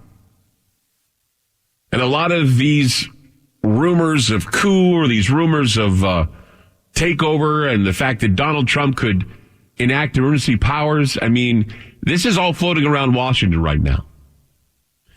And with that come drastic measures that can occur anytime in the future. I mean, it's not a guarantee that this is going to happen, but the mainstream may not be hinting now at the possibility, but it seems that this may be on the docket for future reference. So just remember this program as early as we're going with this.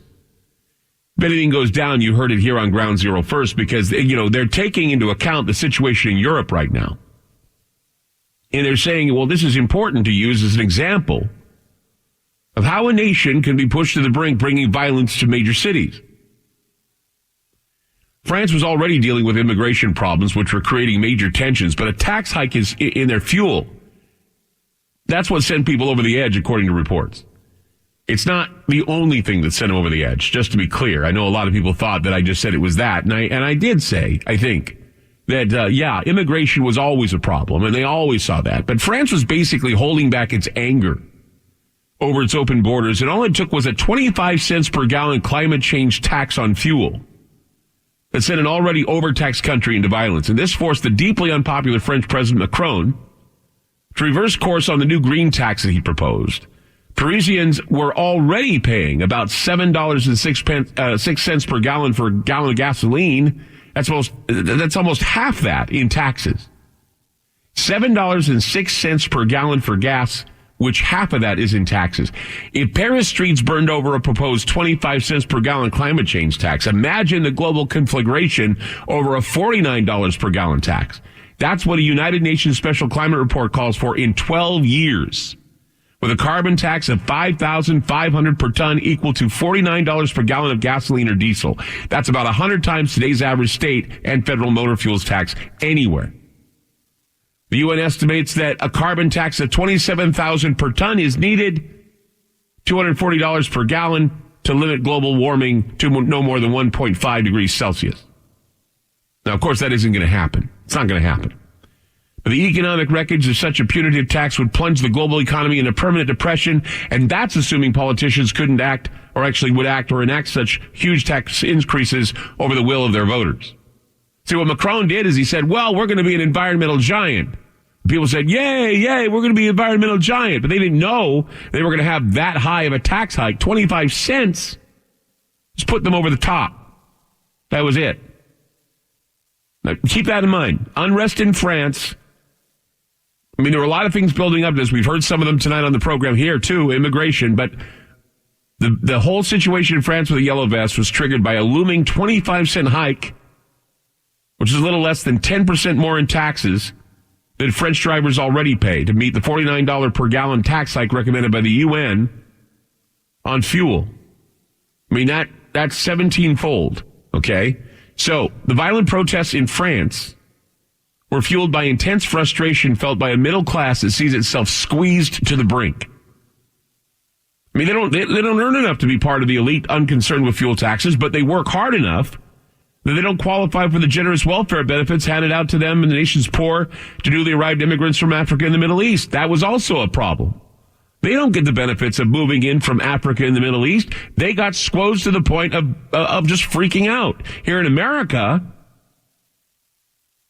we passed a resolution against carbon taxes over the summer And everybody was saying, Donald Trump ruined our future. Well, no, actually, think about this.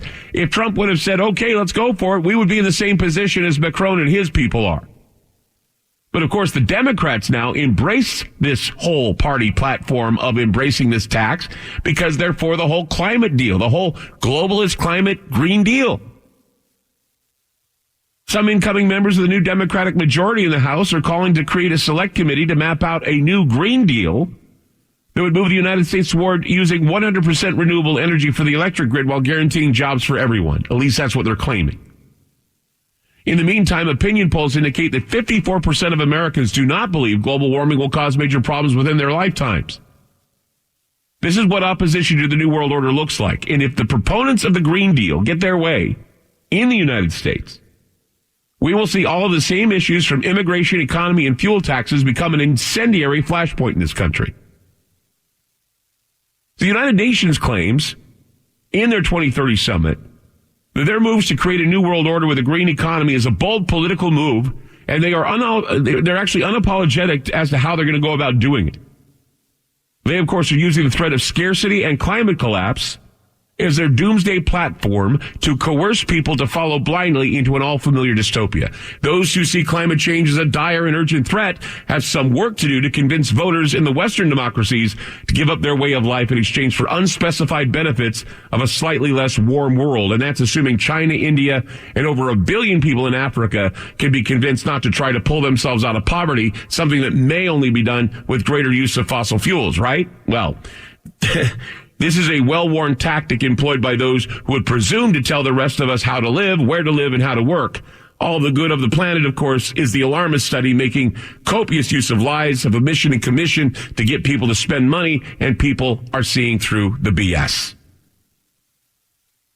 Here in America, we're still debating on whether or not we can see through the BS. Look at France, look at England, look at Brussels. I mean, look at Belgium, look at the Netherlands, look at Switzerland.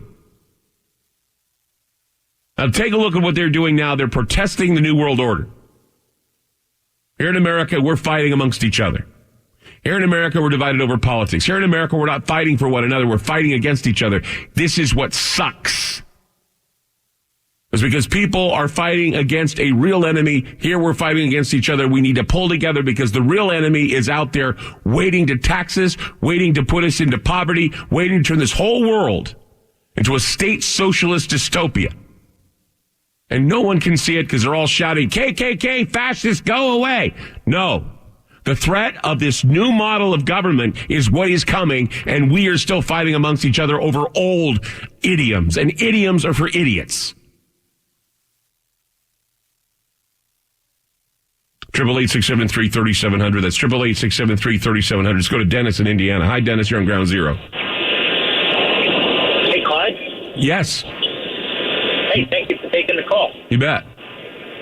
You're right on the money. I think what people don't understand is what they're doing here with the Antifa, the constant protests and all the Alinsky stuff. The basic carpet bombing is keeping people off balance on these old issues at each other's throats so they can march through the middle and do this new global, the difference between Macron and Trump is basically Macron's trying to do the left-wing stuff and Trump is preventing them from getting their way. So they're trying to get rid of them so they can get their way. Is what I'm saying. The people have spoken, haven't they? They're turning France into a big garbage pile of burned ash because they're tired of it.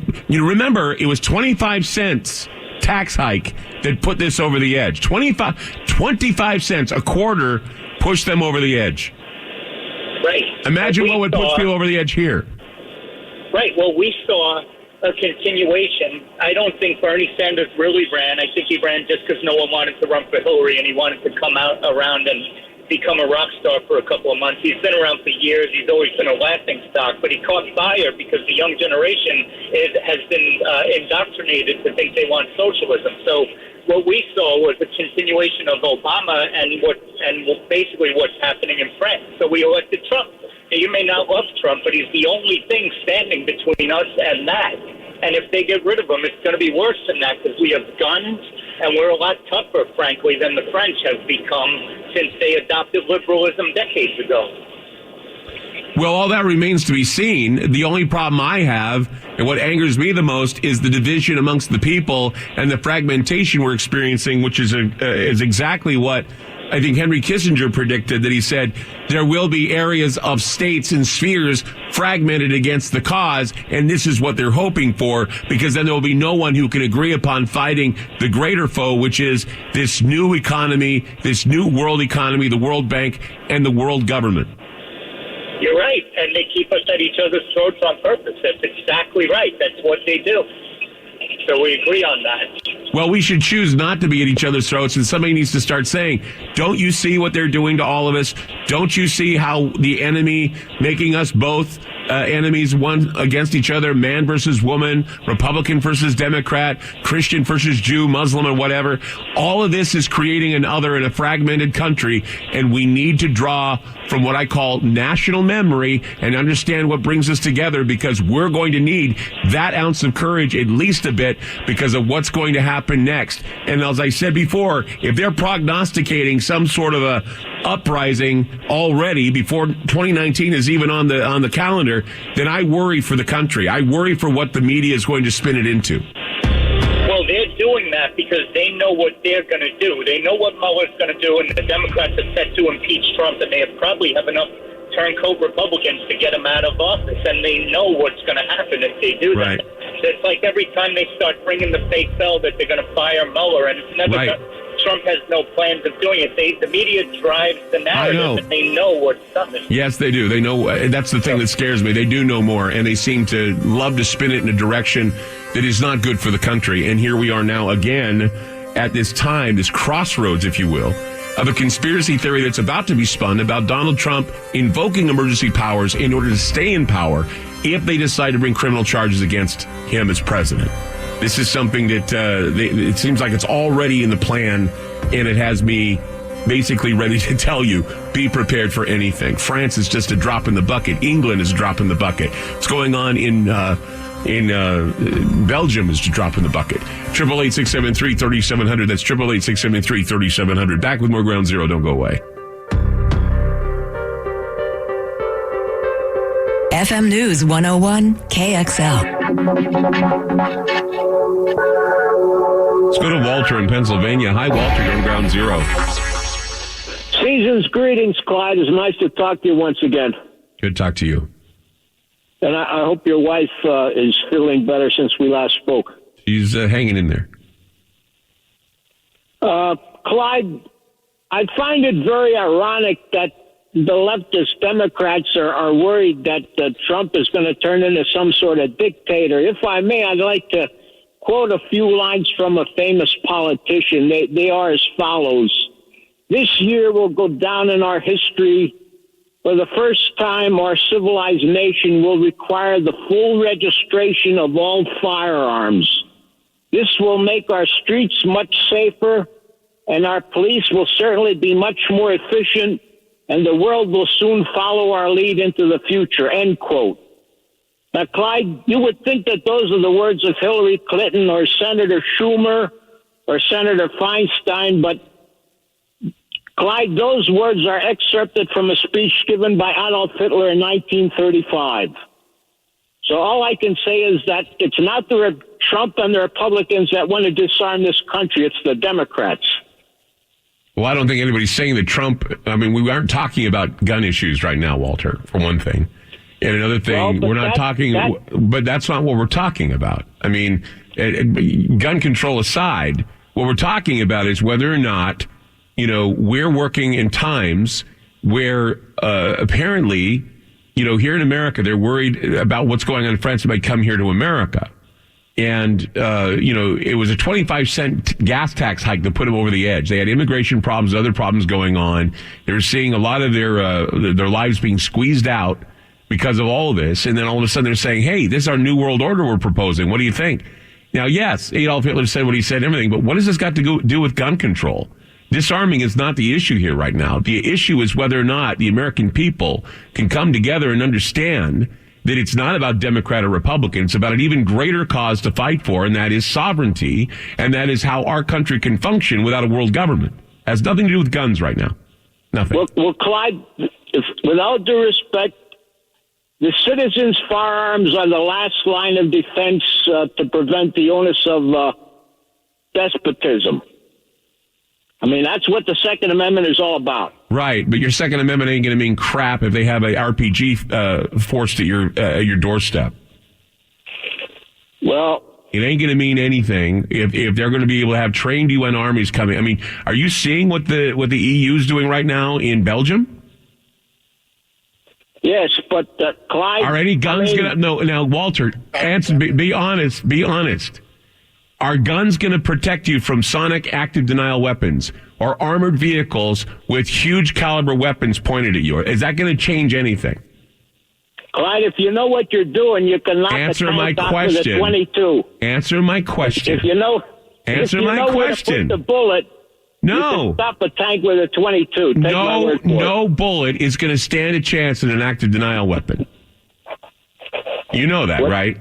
No bullet is going to be used when they use active denial weapons on you. What's going on in this country is nothing short of a Bolshevik revolution. All I can say is that... Okay, we're reading a script now, Walter. Why don't you go back, do some research on these new weapons they have and what they're using in Belgium right now, and tell me that our guns are going to mean anything to us if by chance they decide to use them on you.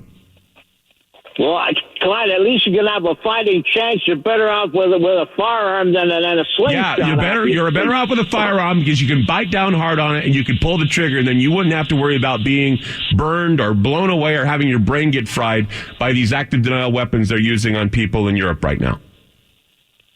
Like I say, to me, that's if they take our guns, that's it. But that's not what we're talking about, Walter. I'm free until I have my, just like the NRA says, okay, you know what I mean? Yeah. Okay, whatever. Let's just go right to the gun script. You know, dude, I'm a Second Amendment guy, too. Doesn't mean diddly squat right now. None of it means anything right now. It just doesn't. No one's talking about going door to door getting your guns. Not now. Trump's in power. No. Unless Trump starts declaring it, then I would worry. But in the meantime, you know, it's not an issue at the moment. The issue is whether or not we're going to wind up like France if someone decides to pull a shenanigan. And shenanigans are basically true to form right now. 888-673-3700. That's 888-673-3700. We'll be back. My mind.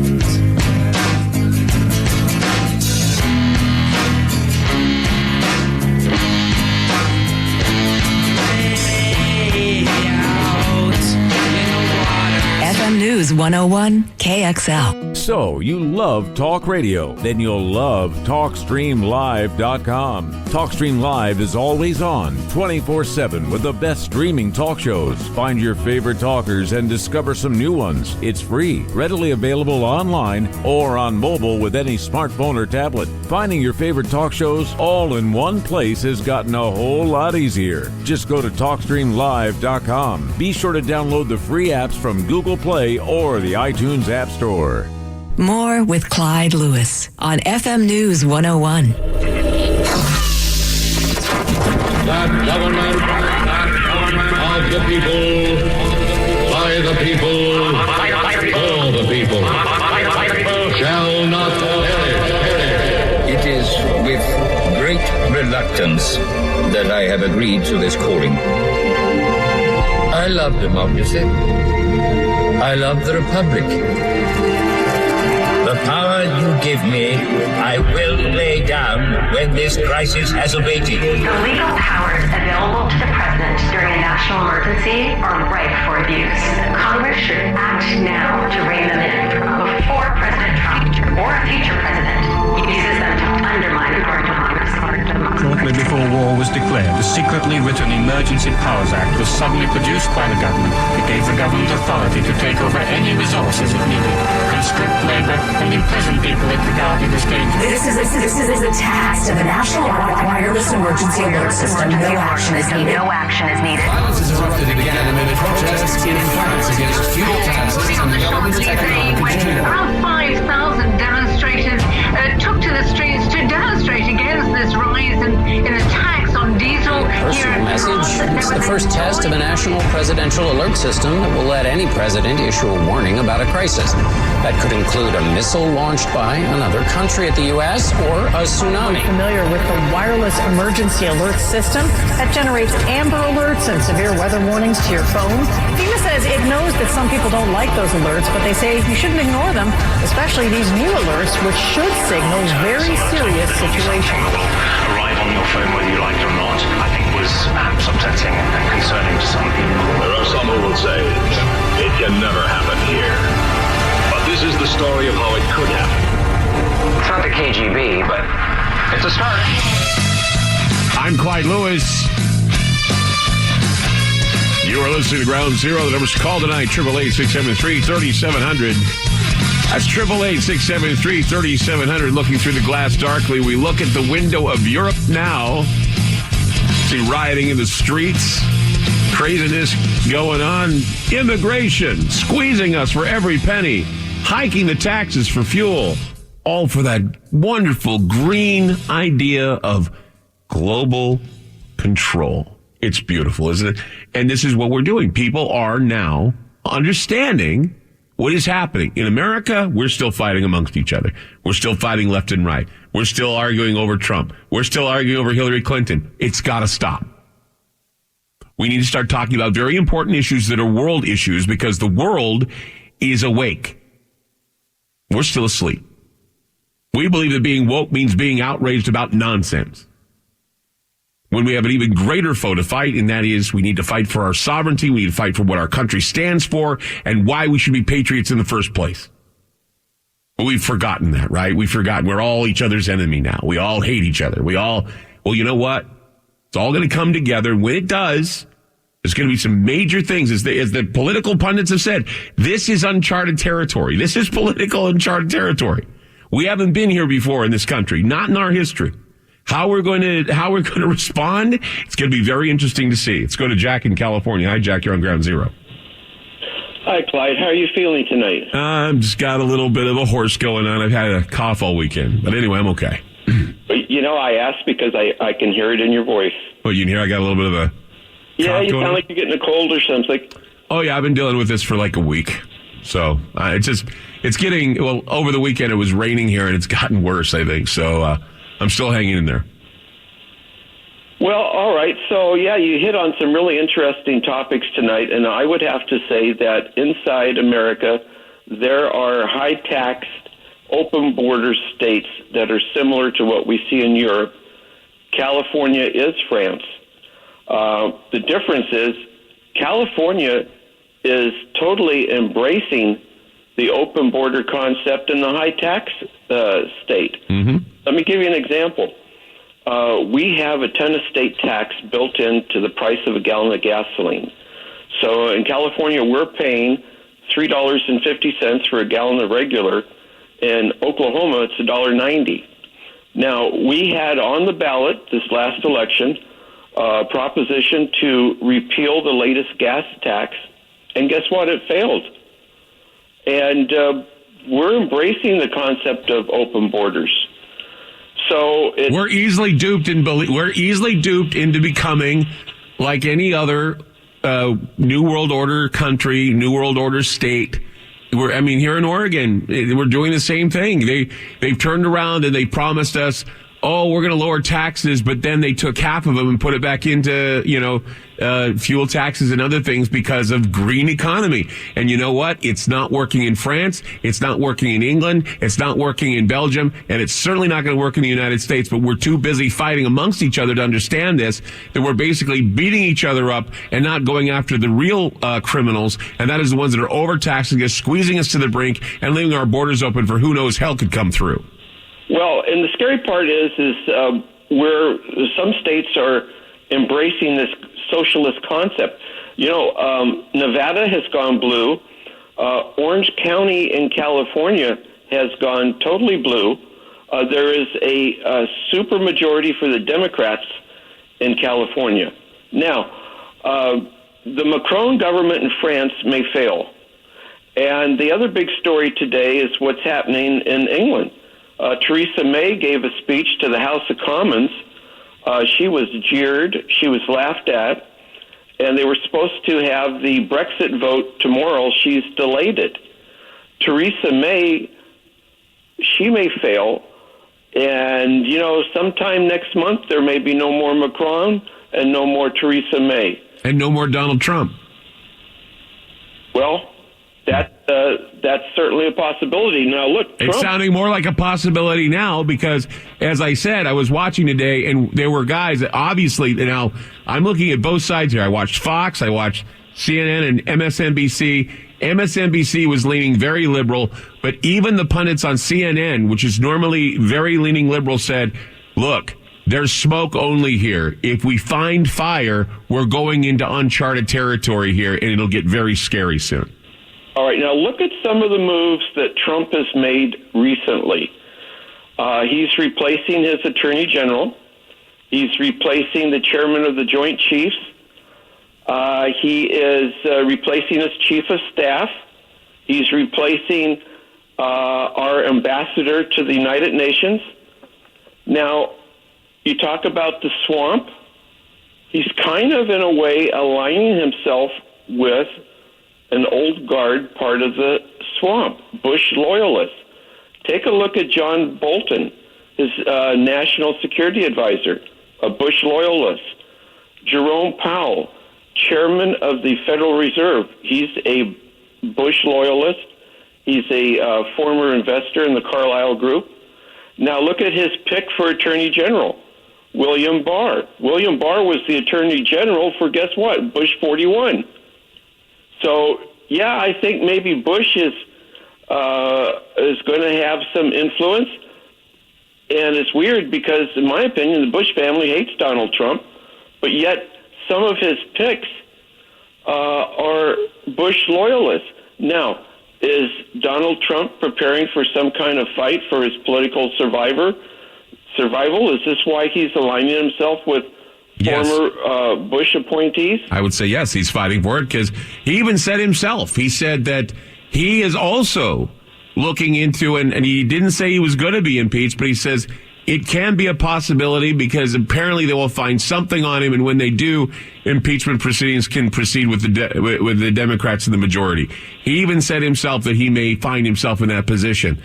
Although the other pundits have said, that won't happen. Comey had said, no, that better not happen. And for the sake of the nation, I don't think it should happen either because of what is going on in Europe right now. Because we need to have somebody who is not going to push us closer to this globalist takeover. And right now we've held it at bay pretty well. But if there's going to be a war, it's going to be a war of this globalist move. And certainly the United States, as you say, and a lot of countries like California and others, they're embracing this and they don't know what they're up against. So Trump has made some interesting appointments, and here's the reason why he may survive, is because his appointments only have to be confirmed through the Senate, which still is the Republican majority. And we know the Republican conservative bent is controlling the Supreme Court, and soon it will be controlling the Federal Reserve. Now, here's a story I'm going to tell you that's not being reported. The Federal Reserve Board has 7 members. Right now, there's 2 vacancies. So there are 2 members of the Federal Reserve that are former appointees by Obama. The other 3 sitting members on the Federal Reserve Board were appointed by Trump. And Trump will be filling the 2 vacancies shortly, which will give Trump 5 appointments on the Federal Reserve Board that will be his appointees, and only 2 will be Obama holdovers. That's going to give him control of the Supreme Court, the Federal Reserve Board, and the other picks that I've already mentioned to you that Trump has made, some of who are former Bush appointees and Bush loyalties.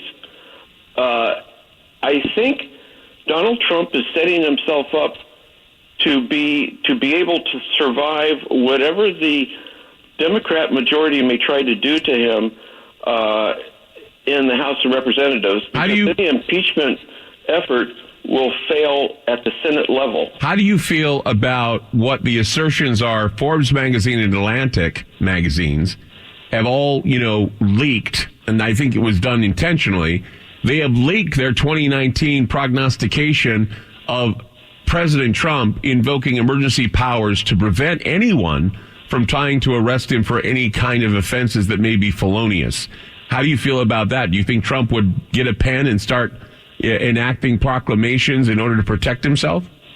Well, okay, so we already know that he has a certain degree of emergency powers for the state of emergency that's been continually reaffirmed since 9/11. And we also know that there's other states of emergencies that get reaffirmed every year also. That's not the only one. Right. But what Trump could do, and that I've been asking him to do for a long time, is to invoke the sedition laws. That hasn't been done. I would like to see him do that. I would also like him to declare a state of emergency on the border, which I think he did when he tweeted the caravan, but that didn't count because Congress didn't step in and say we have approval. But apparently someone said that he did it by tweet, that he declared a state of emergency at the border by tweet. The troops were sent out to prevent the caravan from happening. But they said it didn't count because Congress didn't step in. But the truth is, Congress has allowed these emergency evocations to take place without approval 6 times. Right. Well, okay, so we need to understand this. The most effective border security in the world today is the border between North and South Korea. We provide that security. There's no wall there. The border between North and South Korea was militarized, which is exactly what Trump is trying to do now. The wall is really worthless. You can go over a wall, you can go under a wall, you can go through a wall. But when you militarize a border, that is the most secure border, along with our high-tech electronic capabilities and putting the military on the border. Now, Trump would have the power to do that if he can connect it to the war on terror, because we know there's a state of emergency in that situation. Other than that, if you can't connect it to the war on terror, Trump's going to have to declare a separate emergency on the border in order for him to keep the military on the border, which is what I think he needs to do. I think he needs to put more military on the border. He needs to have them lock and loaded. And, I have to tell you, once you start killing a few people that are trying to invade this country, it'll come to a screeching halt, as it did on the border between North and South Korea. So, it's all about whether you want a hard border or you don't. And the argument Theresa May made the argument in front of the House of Commons that's what's holding up the Brexit vote is Ireland. They don't want a hard border. That was her term, a hard border. So that's what we have to decide in this country is, do we want a hard border, which means you have to enforce the security, or do you want an open border? And the conflict is you have California wants an open border and Trump doesn't. You have several states in open, active sedition. And this sedition has to be put down. It has to be put down by force. You have to invoke the sedition laws. Well, the question is, did it work for Wilson?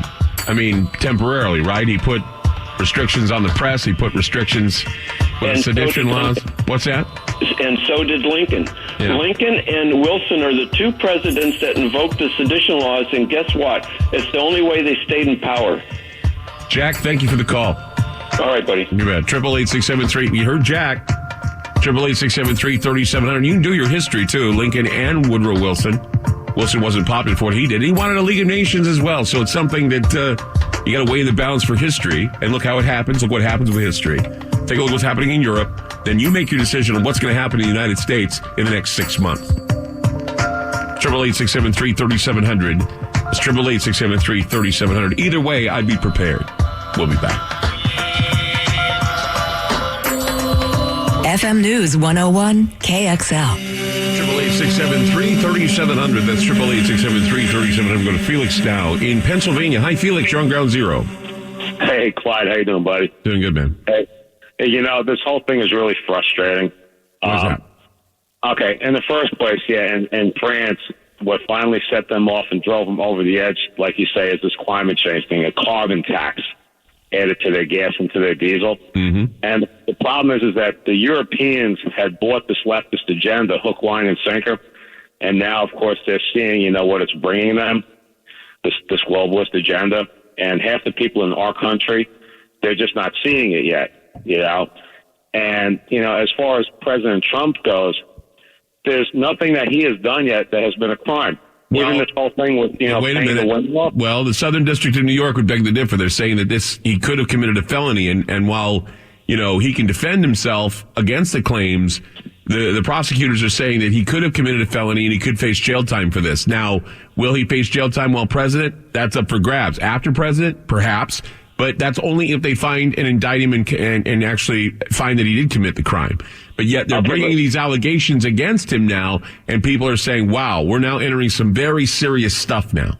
This is serious. Yeah, but you see, but again, they're pushing something that isn't true because, I mean, Congress itself has a slush fund where they paid out $17 million, you know, to women to keep them quiet in these non-disclosure acts. But this is New York, though. This isn't Democrats or anything. This is the Southern District of New York. This is a different thing altogether. This is a New York thing.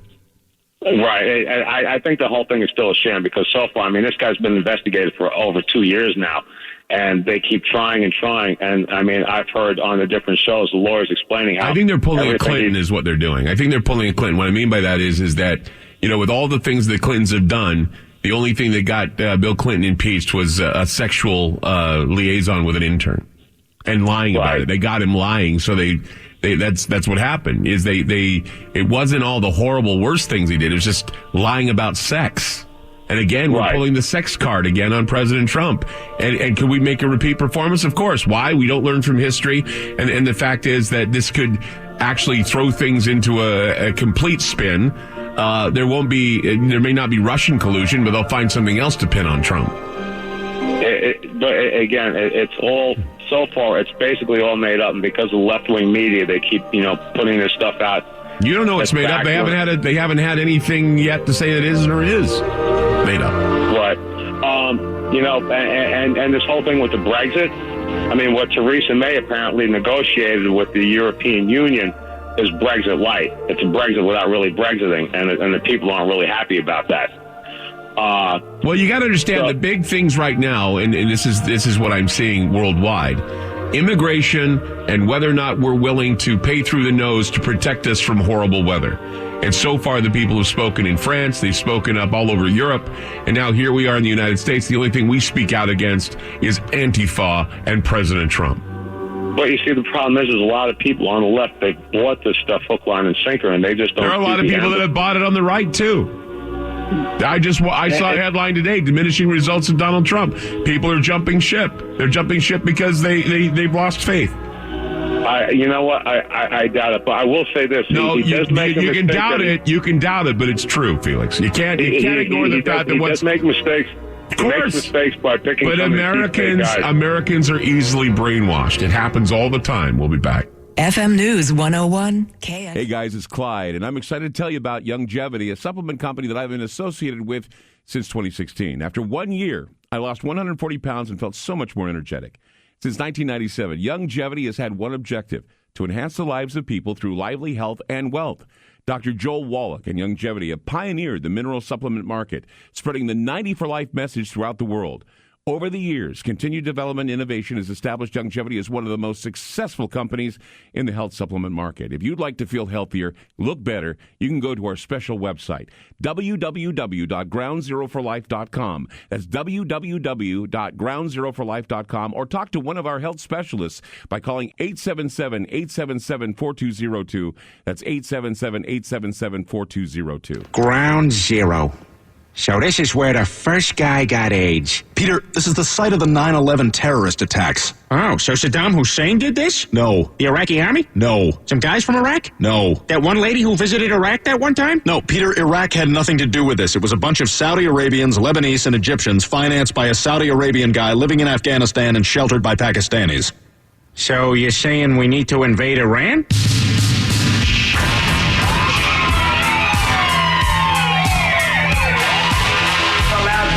Spoke up and said, "Wait, Siri."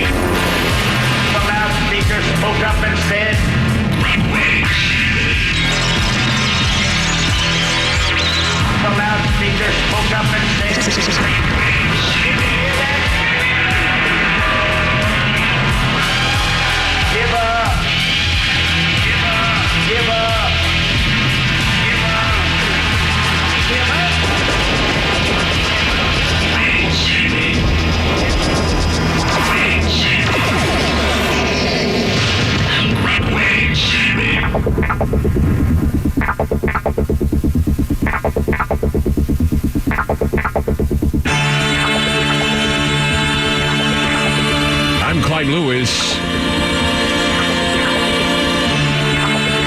This is Ground Zero.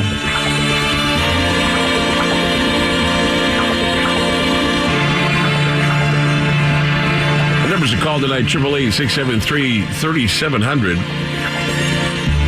That's 888-673-3700. There's an old idiom or axiom, idiom, axiom. You say axiom, I say idiom. Rules for thee, but not for me. The rules may apply to you, but they don't apply to me.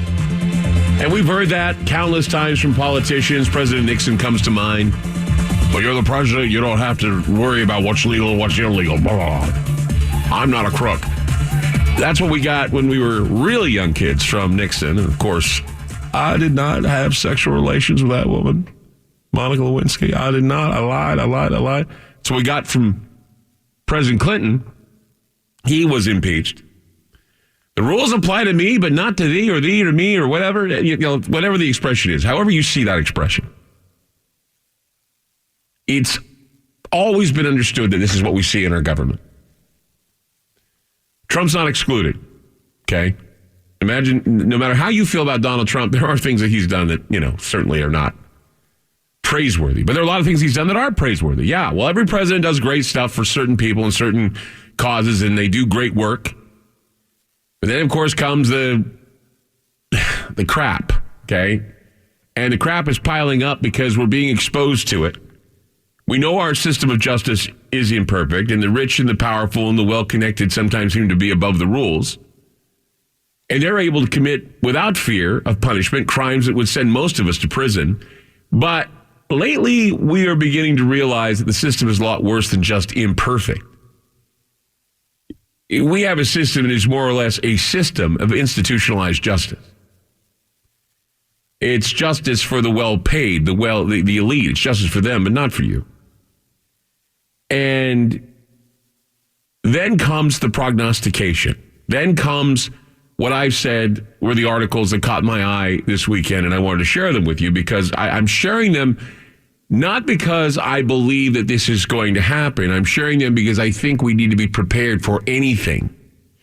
And the reason why I feel this is because this morning as I was thumbing through the channels, I was watching a lot of political pundits, many I'd never seen before, new fresh faces saying, we are now walking into some uncharted territory with regard to history when it comes to Donald Trump. And I was reading a Forbes article. I was alerted to a Forbes article and in an article in The Atlantic that paints a picture of a president, when cornered, will invoke dictatorial powers. Of course, these are the dictatorial powers that are known as the emergency powers. We call them, calling them dictatorial powers is just basically an emphasis that I've added because that's what people would see it as. It's like in Star Wars, the Supreme Chancellor, and then they get to meddle with the Senate, and before long, everything goes to a galactic empire. I really don't think, though, that, look, these were the same types of allegations that were first conspiracy theory about George W. Bush, later Barack Obama, who was sign happy with emergency powers when he was president. But neither of these presidents were bold enough to use the presidential right of invoking or evoking an emergency that would keep them in power indefinitely. But, of course, leave it to Forbes and leave us to The Atlantic, who are pretty much, liberal-sided, trying to be objective, but not. And they're just opening up a whole new can of worms here, saying, well, here we are in a situation where Trump is in a dire position, even saying that he's thinking that he could be impeached, but, not necessarily saying it. He says it may or may not happen. And of course, if you do a witch hunt, eventually you'll find witches. It's like the Queen of Hearts. If you lop off enough heads, somebody's going to admit to doing something. That's what happens. We're going to keep lopping off heads until people confess to something. And I also was alerted to another article that a lot of this is, a lot of my concerns are being vented tonight by some of the things I've read over the weekend. Mike Adams, who many of you know, he's the health ranger. He's appeared on Alex Jones. He has been completely excoriated by a lot of what you call fact checkers on the internet. He's one of those guys that some people either believe or not believe. But I was reading a Mike Adams article, Natural News, and He was titled, "Prepare for President Trump to Call Upon American Citizens to Defend the Republic Against the Lawless Deep State." That was his article. So basically, once again, in not too many words, saying that the same thing would happen, that he would, enact something. So he would call upon those who believe in the Republic to rise up against the deep state. So what Adams was doing is he was warning, he was basically talking about why America is in now a lot of danger, with a corrupted faction of the deep state still running much of the Department of Justice and the FBI, and the potential indictments of President Trump coming in the days or weeks ahead. Basically, what this would do is further engage both the left and right into a frenzy. And Adams points out that there may still be a way for the deep state to be dismantled, but that would require President Trump to release a tsunami load of classified documents that were at ANP. He argues that they must be declassified for the sake of this country. And should these classified documents find that President Trump is a criminal who colluded with Russia, then we'll argue that President Trump should be held accountable for his crimes. Yet should these documents implicate the deep state in what appears more and more to be a very real coup attempt against the lawfully elected president, then the deep state must be held accountable for the crimes, whether those crimes be treason or sedition, and the guilty must be punished.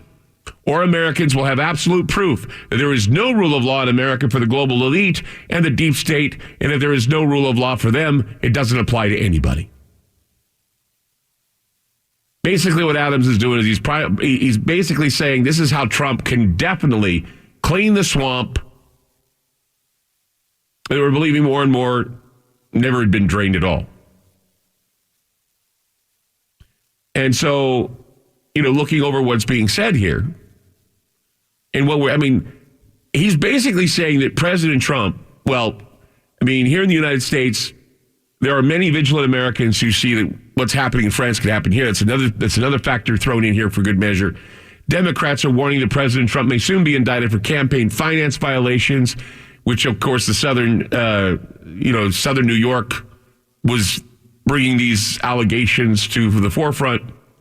But as Mike Adams was saying, look, President Trump is holding the cards right now, sitting on mountains of currently classified evidence that reveal a pattern of deep, deliberate, criminally and treasonous activities by deep state operatives. And there was also contingencies made known that perhaps a lot of this information, if released, would pretty much bring to fruition the locker up stuff that we've been hearing about. Whether or not there would be enough to lock up Hillary Clinton or to lock up anybody else involved with these treasonous activities. But see, that's the idea. If we can prove that there is deep, deliberate criminality and treason among deep state operatives, we would see a domino effect in play here. Because politics are now revealing what we knew already, and that is that the whole government, most of the government, is criminalized, and both sides want to see each other hang. And the division is obvious. The division in our country, we are not even prepared to take on something like a new world order because we are low-lying fruit. We've allowed ourselves to go into this vortex, this maelstrom of hate. But regardless of what happens on a federal level, Trump has the emergency powers card to play as a last resort if the deep state criminals somehow avoid arrest, and he can use it even if he's suspected of any wrongdoing. And I say be ready, because in 2019, we could be entering into some uncharted territory politically in this country. And I speak of this because of what I've heard this morning and what was being said on all of the networks, Fox, CNN, MSNBC. I didn't watch Bloomberg, although my wife watches Bloomberg, and I think that's pretty amazing because she's the different one, which is amazing. But those who wish to push a new world order are about to see world emergence. World emergence is something that we cannot ignore because we could be part of that world emergence. But we need to understand what it means to emerge and be woke, not pretend like we think we are and use our outrage as a cover for stupidity. No matter the outcome, A citizens' revolt may happen in order to remind the leaders that in the end, we are certainly a government that is not only for the people, but governed and directed by the people. Keep that in mind. And keep that Constitution as your foundation with your foot planted, firmly in the ground. Because we need to draw upon what we look at as American history and American memory. And with that drawing from the American memory on what we can agree upon, we may be able to fight and stand tall and proud with sovereignty and liberty and freedom for all. But until then, there's just water under the bridge being spoken by some late-night crazed talk show host. But it's time for all of us to make a stand and make a commitment to protect ourselves from the criminality we've allowed to go relentlessly throughout our country. It's always been a stand of mine, as objective it may be, not taking a side either way, but still understanding that being American is the best side to be on at the moment. 888-673-3700. It's 888-673-3700. I'm Clyde Lewis. You're listening to Ground Zero, and we'll be back.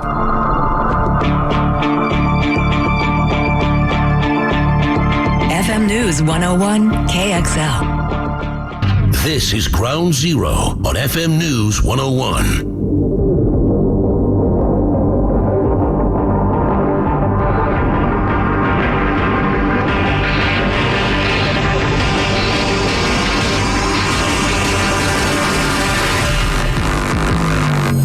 Richard in Texas. Hi, Richard. You're on Ground Zero. Thank you for taking my call, Mr. Lewis. Prayers are with you and your wife. Thank you. Formerly, I was an Oregonian. I now reside in Texas. Uh-huh. The solution that you talk about is at 73 years old, I would agree with it. But I believe right now we are beyond that point.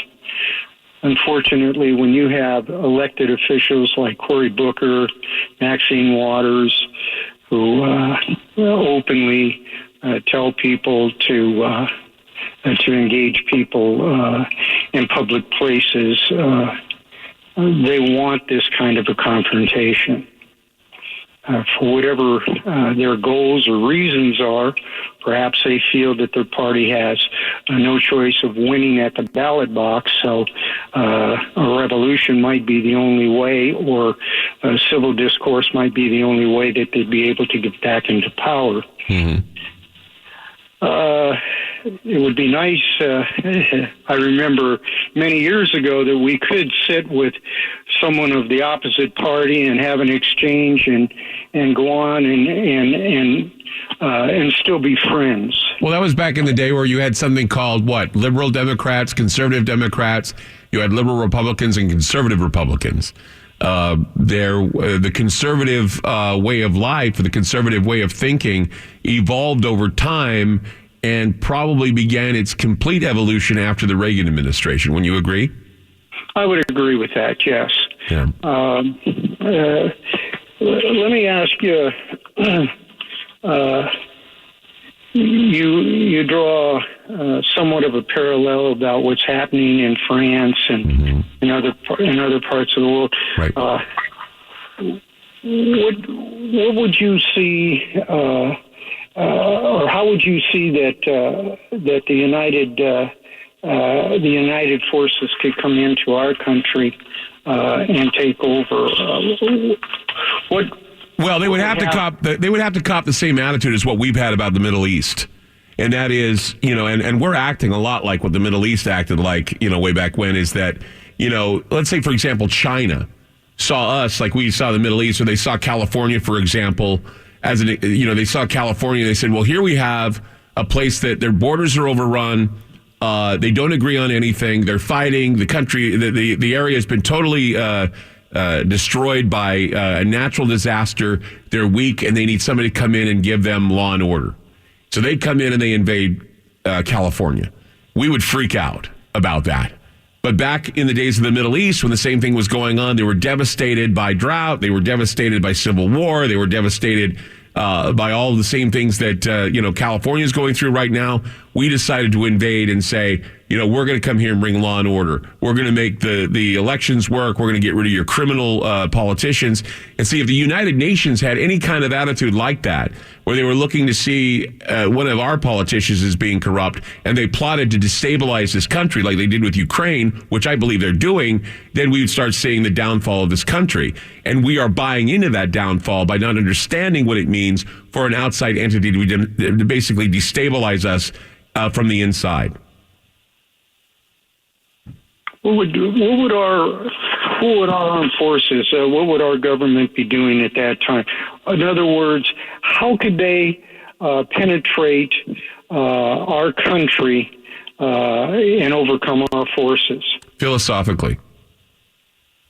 It's what they're doing now. It's philosophically. It's not with force. They're doing it philosophically. They're going in and they're basically entertaining young minds and other minds and coercing them into believing that the ultimate solution to all of this is state socialism and world government. And this is something that we fought against. We fought against monarchies. We fought against empires in order to be our own little country. But then our country got empire wild. Now we've backed off on the empire idea.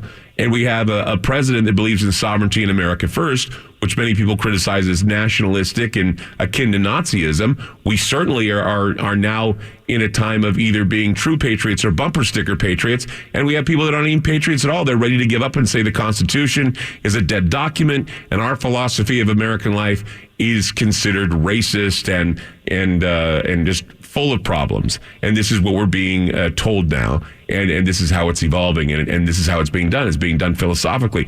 They don't have to take us over. They just have to convince a wide majority of young people to vote out the old cronies and move into a new world order, pretty much.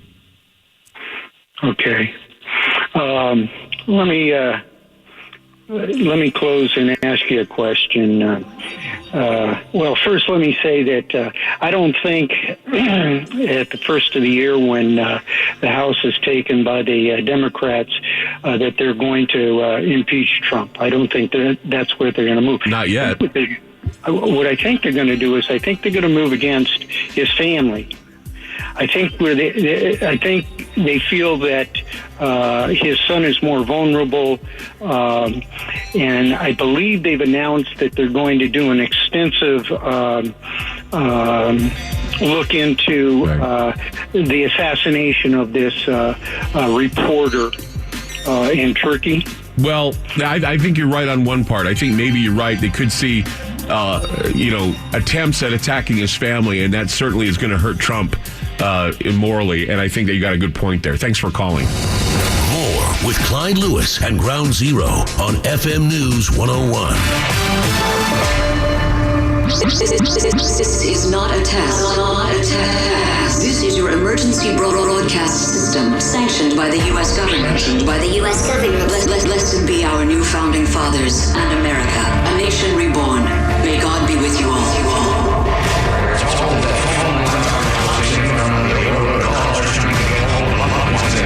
National Guard have enforced a mandatory 10 p.m. curfew for the entire city last night. My fellow Americans, for reasons of national as well as personal security, I am unable to disclose the exact location for which I am speaking to you.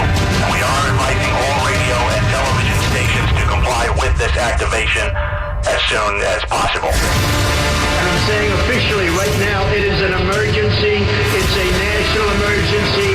We're going to spend a lot of time, a lot of Over 19,000 disasters strike somewhere in our country every year.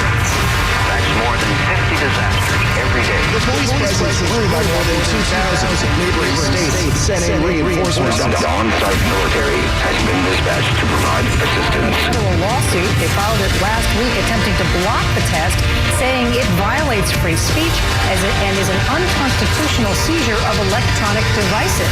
Now, the test will set off the same loud sound used for other alerts. If your cell phone is on and you have service, you will likely receive it, and you cannot. The only thing we can do now is to pray. Pray for the safety of our people, for our nation, for our planet. May God forgive us, and may God protect us. Thank you. There are those who fear the unknown, and there are those who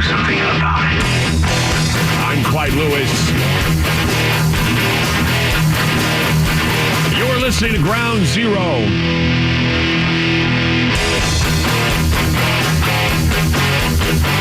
Since it's held itself above the world order, the United States can no longer be in the world order. And it cannot lead the world order. Not right now. In no way. Now, Trump can organize and perfect his own order if he wishes to, but that's the question. Do you want to be a part of any world order? Any world order, whatever it may be. In the soap opera that is Washington, and the tabloids that are the mainstream media, two of the most stunning moves in American history went practically unnoticed. America announced to the world that it no longer is accountable to the world. And it's hoisting itself outside and above the world order. Now, while this was jeered upon by young people who didn't understand the madness, France and the rest of Europe are demonstrating how the taxes and the squeezing out of the people is part of the plan of this new world order, this Green New Deal economy. And we said no. Actually, President Trump said no, but yet there's still a group in America. They want this change, and this change means the end of our government, means the end of any chance we have of leading a world order. And we're launching ourselves into political territory we've never stepped before, and there'll be plenty of people who think they know what the answer is and what's going to happen in this country because we feel we're so sophisticated and all-knowing and that our opinion means more than any other opinion on the planet. And guess what? Don't mean squat. Because we're divided amongst each other, not agreeing on anything, and not fighting against a world order that's about to take our sovereignty. Let's go to Kevin in Massachusetts. Hi, Kevin. You're on Ground Zero. Hi, Clyde. Hey. I really have a question towards, I know we're talking about France and how they're going nuts, which they should towards Macron, everything else, but we have a constitution in place. Yes. That really prevents too much power from the government to take place. Is there a way that, and I'd hate to bring up the Second Amendment because I know, like what you said, Second Amendment right now means nothing at the moment. It means nothing. Yeah, exactly. If it meant anything, I'd say, and that's why I said what I said, is I said, look, we all know that we have this whole idea. The reason why we've not been taken over is because we all got guns and no one wants to take on Americans. We all got guns. But here's the deal. How do you take on a country with guns? You basically change them philosophically. And that's how you do it. And that's what they're doing. I mean, every argument we're having anymore about anything in this country is a philosophical or political argument that don't mean squat in the big picture. Okay? And every time something happens, they use it as a political football to the point where the injustice is no longer injustice. It's just another exercise in political folly. Americans are getting tired of it. We're growing weary of it. And pretty soon, all of this social injustice is going to mean nothing because people are becoming overwhelmingly angry about everything. Right. Everything. And it doesn't, and that just takes the wind out of the sails of anything that truly needs our focus. I don't want to give any credence, or if you want to dump this, it's fine. But I've been reading a book. It's by a known conservative, but it is. Why would I dump it? Go ahead and say whatever you want. Like, no, I don't want to give what? No free rides or whatever. Oh, give a free ride. What book are you reading? It doesn't. I mean, don't be afraid to talk. This is an open forum. What? Addicted to Outrage by Glenn Beck. Oh, Glenn Beck. Yeah, I know about that book. Yes. Yeah. I really see this country and beyond this country, this world in a whole new way. Everybody is out there to get the other person irate. And whether it's by design, which I kind of believe it is, or like everybody can't wait to piss the other person off. They really can't. I agree with you. When you have let's say, for example, I don't know if you've seen the video going around where Antifa was blocking the streets of Portland, Oregon, and the one guy who happened to be white said to the other guy, "You look like a whitey. You look like whitey." Exactly. And I'm thinking, excuse me, but you're white and you're saying that. How ludicrous do you look and sound? You are a complete and total moron. You are a white person calling a guy whitey. When do you get off talking about a guy who is white when you're white? And then another thing that happened is that when Kanye West had met with the president, I'm not a fan of Kanye. I don't know a lot of people who are fans of Kanye. A lot of people love Kanye West. But here's the deal. When you were watching CNN, a number of black commentators were using the N-word to describe Kanye as an N-word that reads or has read. Exactly. And I'm thinking to myself, okay, so now we have white people accusing people of being too white, and we have black people accusing people of being too black. When we're in that position in this country, basically sounding ridiculous just for political points, we are had. We are so had, I don't understand how had people can't see we are, because we're had. We're had. Exactly, and that's what I am afraid. If we have a constitution that can... It should back us up. It should, but you know what? It doesn't. And you know why it doesn't? Because people don't learn about it. And the only thing they know about are the First and Second Amendments. Beyond that, they don't know what the hell they're talking about. Precisely. That's exactly my fear, and I do not know how to combat it other than to make other people be more informed and aware of it. Well, I mean, I try, but you know what? I've given up on pushing Constitution. I've given up on pushing it all. Americans should know better. They should know. They don't need a history lesson from me. But I try to bring it up in dialogue sometimes and get shot down because, oh, my God, Clyde sounds like a conservative. Clyde sounds like a liberal here. No. Here's the deal. When you're talking a balanced talk, when you're talking a balance and you're talking objectively, you're talking critically, everybody seems to get their little feelings hurt. Tough beans. Who cares? You need to know that it's important to be an American first. You need to know that the Constitution is the law of the nation, and it should be adhered to. It's the cornerstone of our law. And when it's ignored, when it's trampled on, when it's negated, that's why we're in the position we're in now. People abuse their right to free speech and free expression. They use victimhood as a form of currency, and they find a way to hate on one another without looking at the big picture and understanding that the fate of the world, the fate of the country, lies in the movements by the world order and the globalist powers to annex everything for a world empire that they will rule and tax and squeeze out those who are considered the middle class. Two classes will exist, the lower class and the upper crust. And you either make it or you don't make it. And that's how it will be in the world. But see, this is what is being embraced because they've been taught the wrong things in school. They've been taught wrong about World War I, what it was about, World War II, what it was about. And it just seems to kind of like get blurred over history, and people don't learn from the mistakes that we've made. They just don't. You know, your mouth to God's ears. God bless you, sir. Honest to God. Well, thanks. I cannot. That's exactly how I feel, and I don't want to press my beliefs or your beliefs on other people. But that you don't need to press any beliefs. You just need to hear what you believe. It really is. What? It's the God's honest truth. What you exactly said. No, and I'm crazy. So anyway, not at all. Thank you. Thank you. Thank you, Kevin. Thank you. Good night. Appreciate it. Good night. Little vote of confidence there. No, I guess I'm not crazy. Maybe I am. As long as the dialogue spins in favor of the American, in favor of you and in favor of me, and in favor of living peaceful with one another on this planet, and that we don't have people fighting for the controls of this spaceship that gets hurled through space.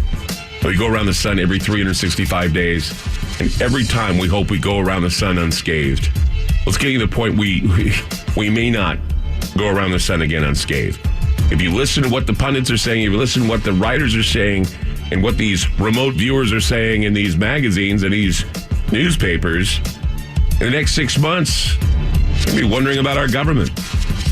Indictments and jail time and coups and fighting in the streets, much like Europe is now. It spreads, I suppose. 888-673-3700. Back with more Ground Zero. Love to hear from you tonight. 888-673-3700. We'll be back. FM News 101 KXL. This is Ground Zero with Clyde Lewis on FM News 101.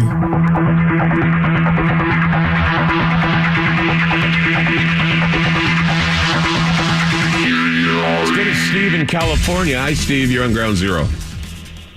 Yeah, hi, Clyde. Been listening to your show for about a month now, and I really like it. I'm just upset about everything that's going on right now. Mm-hmm. It's like, Russian collusion, Russian. There's nothing going there, so right. And they have to go after, whatever they can find. Right. There's always something negative. Well, they did the same thing with Bill Clinton. They did this. They do it all the time. They want to find fault because and they want to do everything to divide the nation. It's happened before in history. And Donald Trump is about I'd say 18 years of hate fomenting, and they're forcing it all on one guy. And they're going to find anything and everything to pin on him. Yeah, and I don't think that's right. And I think we need to show him the love and support. I think we need to show him critical analysis now. I think the love and support part needs to be a little bit more tempered. Stick with him on the borders and the walls and. No, we don't need a wall. We need a border that's patrolled. The wall is a pipe dream, I think, by now. Yeah, but we need to control it. That's for sure. Yeah. And I'm a little nervous here, but this Antifa thing, has got me upset too when I see what's happening over there in Portland near you. Yeah, it's happening everywhere. Though I saw something really alarming. I think it was Seattle because there was a bus that said Puget Sound on it. But we saw some Antifa guys blocking the sidewalk, and one of the guys, he had an assault rifle. He was holding an assault rifle, and I was really surprised that he was standing there on the street with a rifle. I don't know if it was real. But he was standing there as if, I will use this if you pass. And it just makes me angry that people can get away with this, that they can get away with this and threaten people, their own American citizens, their own counterparts. They can threaten with guns, and this can be allowed on our streets. And it just bothers me. It just does. It bothers me too. And also that, they have to hide behind the masks. Yeah. And, it seems like, whether they're real guns or they're pellet guns, they look real. And, the police, should be taking it under control. And I don't know what can be done to dismantle any kind of passion with regard to ignorance. And there's a lot of passion going into a lot of ignorant causes on a lot of sides these days. And it really is bothersome because if you really sit them down and you say, hey, we need to deprogram you from all of the nonsense you think you believe or you think you know. But it's hard. It's hard to break the brainwash. It's hard to break the scheme. And the scheme of the brainwashing has been successful, unfortunately. And that goes for everybody on political ends, too. I hear people recite the script either left or right, and they need to start reciting scripts that are critically thinking of what is going on around them, including questioning those things and putting feet to the fire on some of the allegations against Trump as well. And if we find those allegations are not real or they're not true, back off. Until then, I encourage an indictment, but I haven't seen one yet. So, that's just it. I mean, like on Tucker Carlson, he says, what is the crime here? Well, we'll find out sure enough, because, if you look at what is happening with Southern New York and what they're saying, we have perhaps some felonies going on here, but we'll wait and see what happens. Yeah, as long as it's, realistic. But I know that, we know about other things that have happened with the Fusion 1 and the emails. Well, that'll be a domino effect now, won't it? That's the whole point. See, that's why we're stepping in uncharted territory. You can say, well, if it happens to Trump, it's got to happen to them. Yeah, and it will happen to them. See, the what-ifs and the but-fors aren't working right now. But the but-fors will work if the domino is pushed. So, the but-fors are waiting. We're waiting for the but-fors to happen. or the but this and but that are happening. And it will happen because if you get people angry against one side, the other side will have a counter attack and we'll be attacking each other and we'll have a happy little internal civil war going on. So be ready for it. Yeah, well, I'd like to try to avoid that. I think we just need to go back to it's unavoidable. Constitution Well, the Constitution will say, if there's crimes and misdemeanors, then crimes and misdemeanors must be prosecuted, and those who've committed the crimes will hang together. And I agree with that. Yeah. So I mean, politics, as I said in the beginning, politics have been criminalized. And if you want to participate in a criminal activity in theater for the ugly, God, more power to you. But in the meantime, I think we need to step back now and let them meet each other. And you really hit it there as far as theater. That's what it's all about. There's a lot of theater going on here. Yeah, theater for the ugly. It is. It's the idea of chaos for the sake of moving in and dividing us. It certainly isn't like when we grew up when we were kids. I'm about your age, so. Yeah. It was back in the 80s, wasn't it wonderful? Oh my gosh! It was just, those are some great. Don't you just hate the fact that don't even understand? Don't you hate the fact we're sounding like our parents? Back in our day, it was better. Yeah, it was better. Kidding. I know it. It just sucks to get old. Steve, thanks for the call.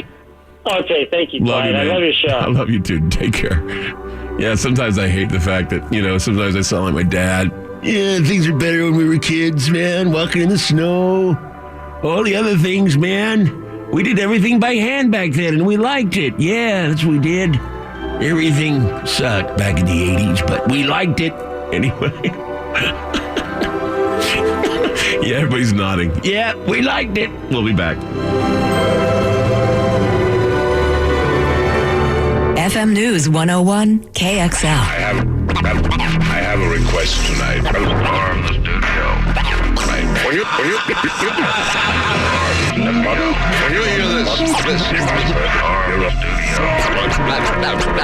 That is the introduction.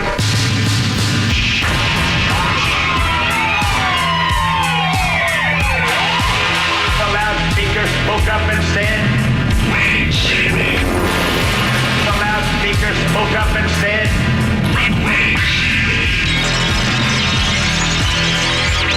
the loudspeaker spoke up and said,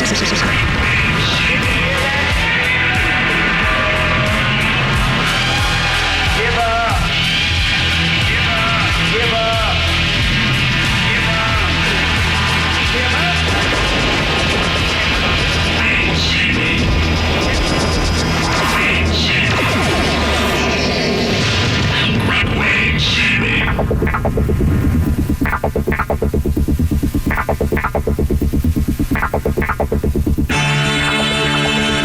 I'm Clyde Lewis.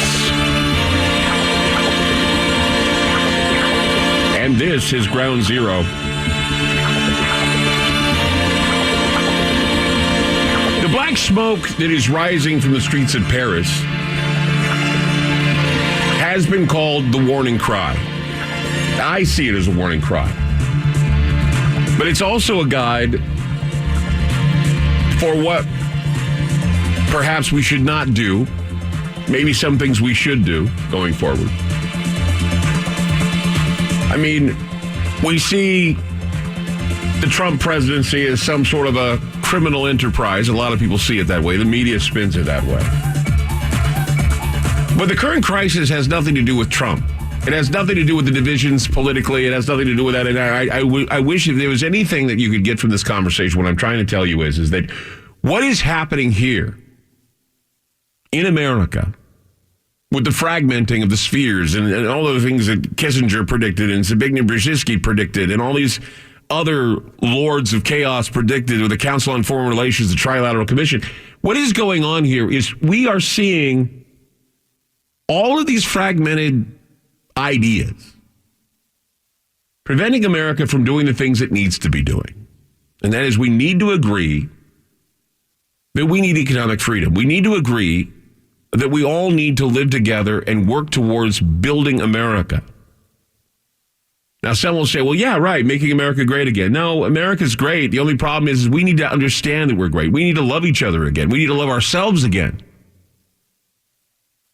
I mean, a lot of the things you hear anymore, these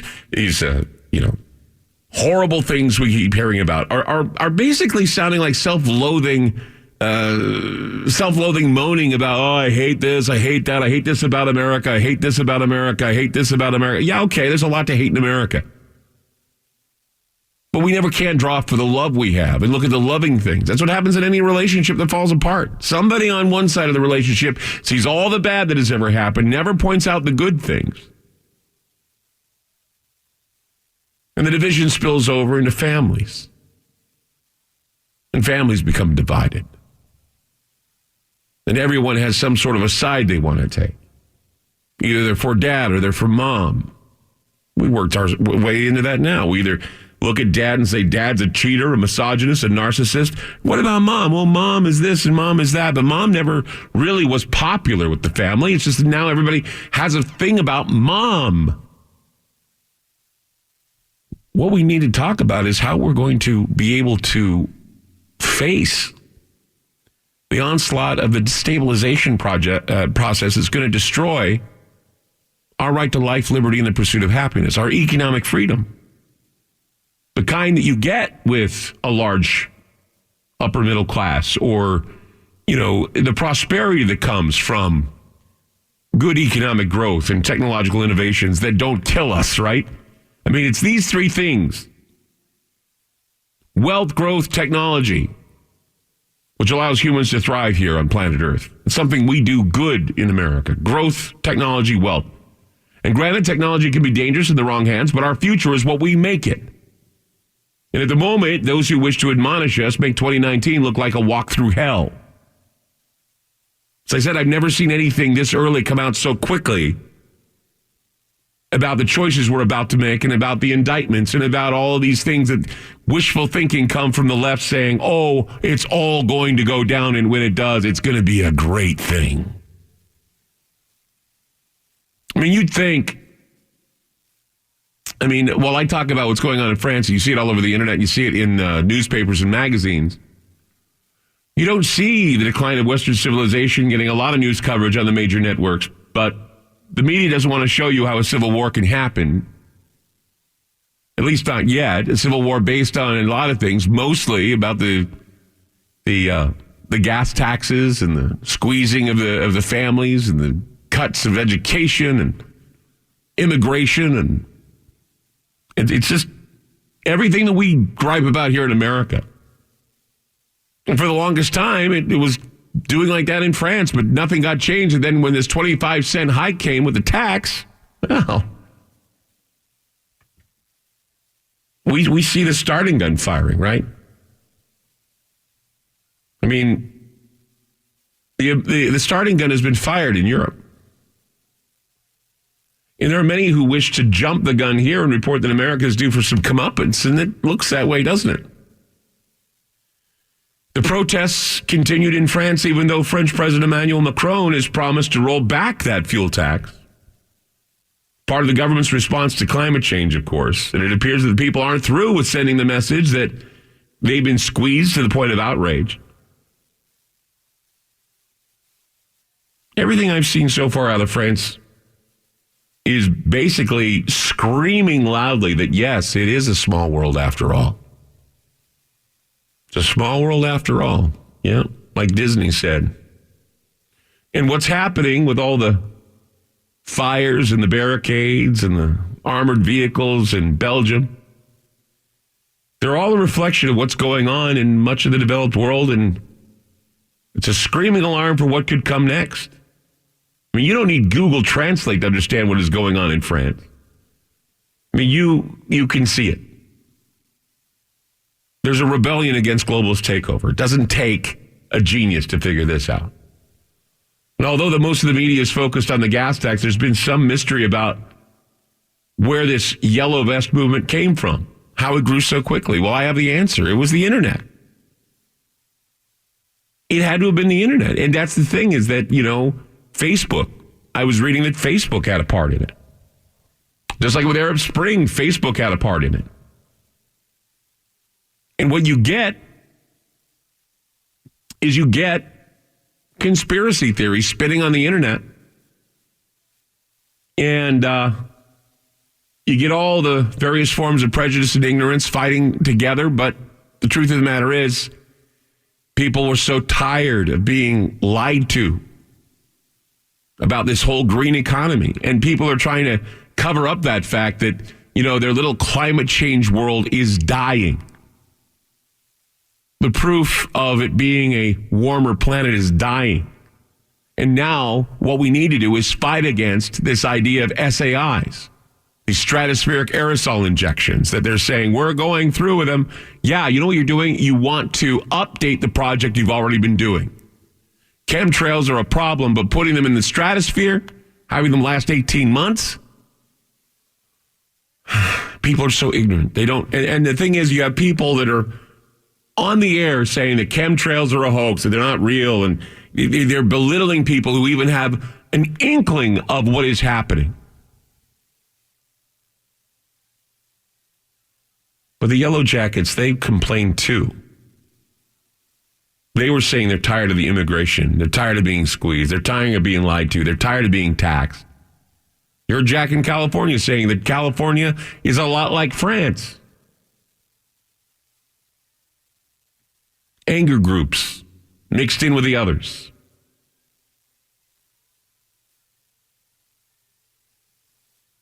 I know it sounds similar to what QAnon does, right? They say maybe that's where it's all going to begin. I've had a lot of callers call me about QAnon, and while I say it's a bot being carried out by operatives, it's not enough to say that operatives are using a bot to send information out to the people. I get people freaking out going, it's not a bot, it's somebody on the inside. Yeah, it's a few people on the inside that have made a bot work for them to create this type of information. The same information that fueled the Yellow Jackets. Seriously. I see a lot of comparisons, what's going on in France and what could happen here in America.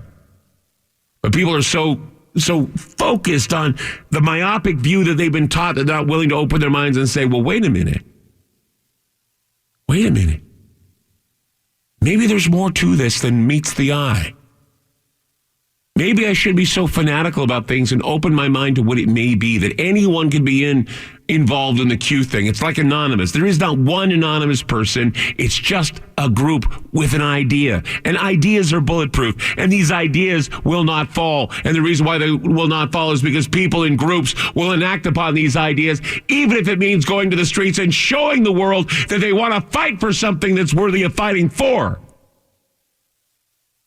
And it doesn't matter if it's a bot, it doesn't matter if it's an ops, it doesn't matter anything. It just matters what you have in your spirit that motivates you to do the things that are righteous and correct. So we don't walk through a road of hell into 2019. Get beyond, your prejudice, your cognitive bias. Understand how important it is, how important the fight may be. Beyond Antifa, beyond Patriot Prayer, beyond the boys or whatever. I don't know. God, it's the Proud Boys. I mean, all of this stuff is nothing compared to what's going on in Europe right now. Your egg throwing and your gun toting and your nonsense, it's got to stop. We need to know who the real enemy is, and it's not the American. It's not your fellow American.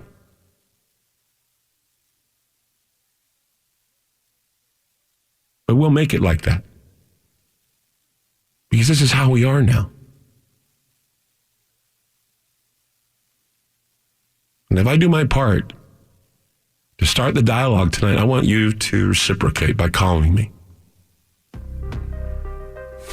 888-673-3700. That's 888-673-3700.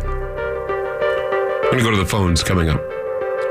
888-673-3700. I'm Clyde Lewis. You're listening to Ground Zero, and we'll be back. FM News 101 KXL. More with Clyde Lewis and Ground Zero on FM News 101.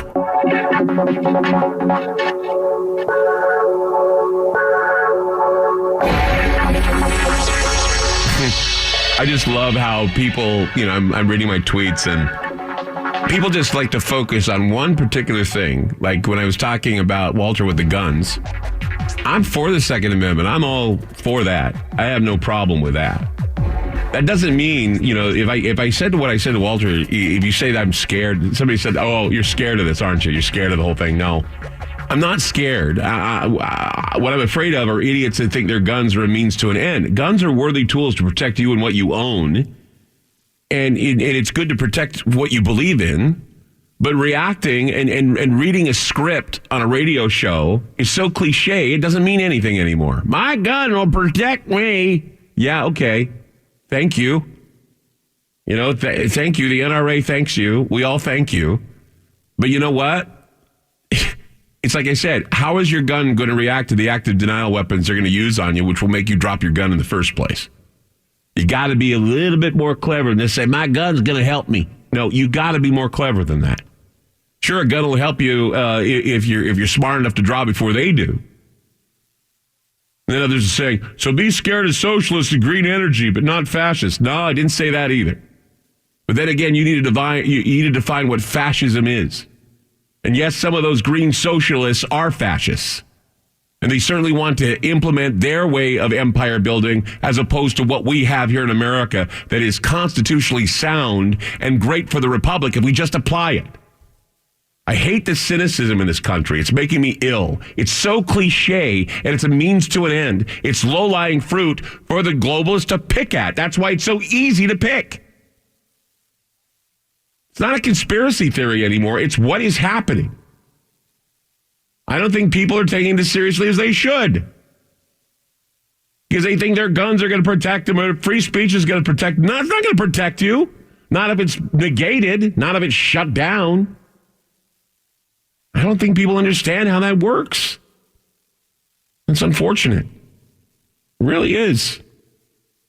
Like I said, you need to take a look at how history has patterned this out. You got to take a look at what's going on in Europe right now. They had the same complaints we had, and they just went along with it and said, nothing's going to be done. There's nothing to do, nothing. And then all you needed was to hike the tax to 25 cents, and everybody goes, no! No, immigration, no. Cutting our schools, no. Cutting back on other things, no. And 25 cents, no. See, what's our breaking point going to be? And how long before we say we're in pain? It's all about pain. It's all about suffering. It's all about, how much pain can you endure before you say, you know what? Tired of the pain, guys. I'm done. Tired of the pain, I'm done. Tired of the harassment, I'm done. Tired of getting robocalled, I'm done. Tired of it all. Tired of the harassment from collectors and tax assessors, and tired of the crap from Salem. I'm tired of it all.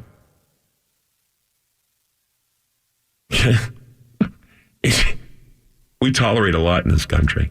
We really do. We tolerate a hell of a lot. And I don't know. It's like I said, if you read what they're saying, that 2019 is going to be one hell of a year. First 6 months in. One hell of a year. But before this one hell of a year goes to hell, we're going to have a little fun at the Krampus party. We're having a Krampus party at the Hawthorne Hideaway. The Hawthorne Hideaway is at 2221 Southeast Hawthorne. It's going to be a great time because last year we had a great time with Krampus party. Krampus, people come dressed as Krampus. People come dressed as other gnomes and elves, and it's just a festive occasion. Dress up, drink up, have a good time. 21 and older, of course. There'll be a live band there. A couple of us. I mean, the Halloween party was fun. This is going to be even better because we have Bavarian food. Good Bavarian food. It's going to be just a blast. Every Christmas Krampus party is a blast. So come on out, have fun. Bring Santa, bring the elves, bring friends. Saturday at 7 p.m. at the Hawthorne Hideaway, 2221 Southeast Hawthorne, 2221 Southeast Hawthorne. I'll be there. I'll be hosting. A lot of people are showing interest in coming. I hope you all decide to come out and have some fun. Like I said, it's going to be at the Hawthorne Hideaway. December 15th. Live music, costume contest, Ground Zero merchandise for sale. Excellent Bavarian food. Come and make it a great tradition. We've been doing this, I think, 3 years now. Is this the third year? Probably the third year we've been doing this. Maybe even, probably more than that. I did a Krampus party, I think, at the Jack London. So I've been doing Krampus parties for a good time. So Hawthorne Hideaway, 2221 Hawthorne. 888-673-3700. That's 888-673-3700. We'll be back with more Ground Zero. Don't go away.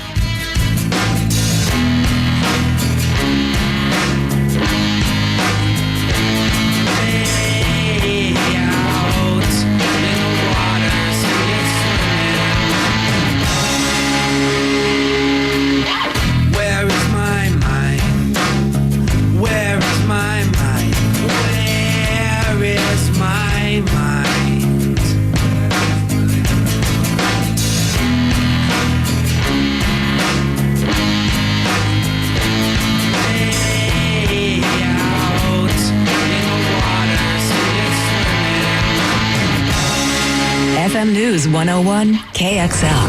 More with Clyde Lewis and Ground Zero on FM News 101. Such wars are ruthless beyond belief. There are thought criminals who maintain that the resistance is not real. Believe me, Winston, it is very real. We can blow up whole cities, wipe people out because we are not greedy. We are righteous. I think we're greatly hampered by this whole witch hunt that's going on in the United States, the Russian witch hunt. And perhaps you imagine a huge network of conspirators prepared to commit any atrocity to demoralize and weaken the order of our society. The reality is infinitely more subtle. I think that getting along with Russia is a good thing. Getting along with Russia is a good thing. That is why the goody-goodies are the thieves of Russia. When you see thousands of people that are innocents that get killed by drones, 1 million innocents killed in Iraq, if that's not a crime against humanity, what is a crime against humanity? What is it? What's really disingenuous about it, really disingenuous about it, that the president, by his actions, is feeding the conspiracy theory right. First, it's war. Public enemy number one, also known as the deep state, the mainstream media, the intelligence community, the establishment, of course, globalists, and their mission to destroy President Trump. What the president is doing is essentially casting himself as the victim of a deep state. They are not an organization in the sense we know. Nothing holds it together but an idea. It was nothing short of treasonous. Not only were Trump comments imbecilic, it's totally in the pocket of Putin, Republican patriots. Where are you? What's striking is that there's been this enormous flip-flop towards Vladimir Putin and towards Russia taking their cues from Donald Trump. You've seen, of course, a dramatic change in opinion polling and even in the behavior of... If you're going to do something evil, do it for a plain, honest, selfish motive. I'm Clyde Lewis. You're listening to Ground Zero. The numbers to call tonight, 888-673-3700. That's 888-673-3700. It's time to hear from you. We're going to go to the calls now. Let's go to Glenn in Texas. Hi, Glenn. You're on Ground Zero. Good evening, Clyde. How you doing? Doing good, man. Well, incredible show. I'd just like to say I endeavor to persevere to be as non-conformist as yourself. Yeah. Well, it just I don't know, it just bothers me that, you know, I guess the media does a great job and all the pundits do a great job, but, you know, what it all boils down to is it's not working. Whatever everybody's preaching, it just isn't working. I don't think. I'd like to recommend a book you might enjoy. Nikolai Tolstoy, a Celtic scholar, a historical fiction of King Arthur's defense of Britain.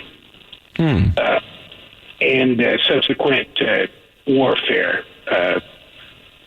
Well, I won't say anything more. Just incredible work.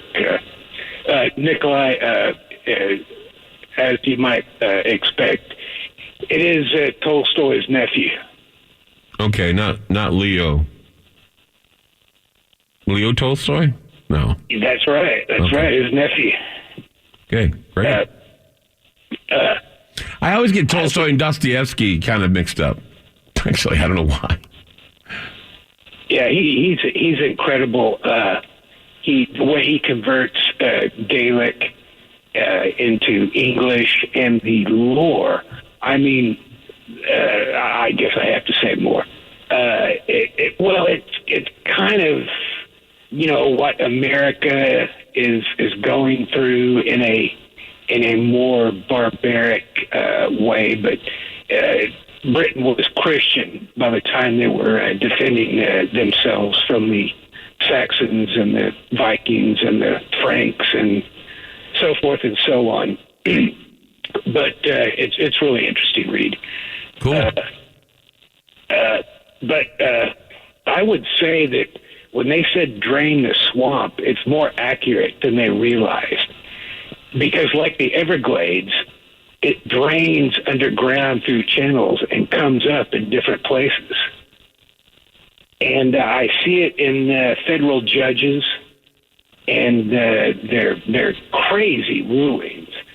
I mean, that work against the common good, as well as city councils that are doing the same thing, and those sanctuary cities. But that's not the end all of it with these city councils.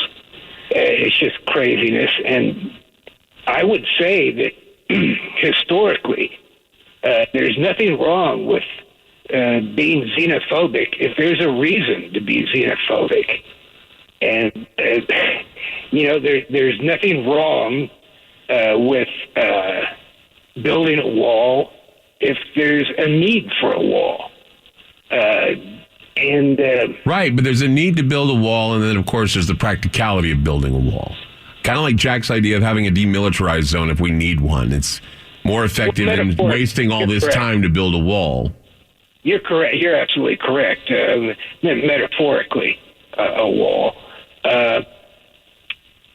But there's so much history. Like, it just grinds my gears that people are so ignorant of natural history when it pertains to global or climate change and whatnot. Yeah. Just in the 25 years of this nonsense, I haven't heard one person anywhere say, well, we have this waxing and waning ice sheet where the polar bears feed, right?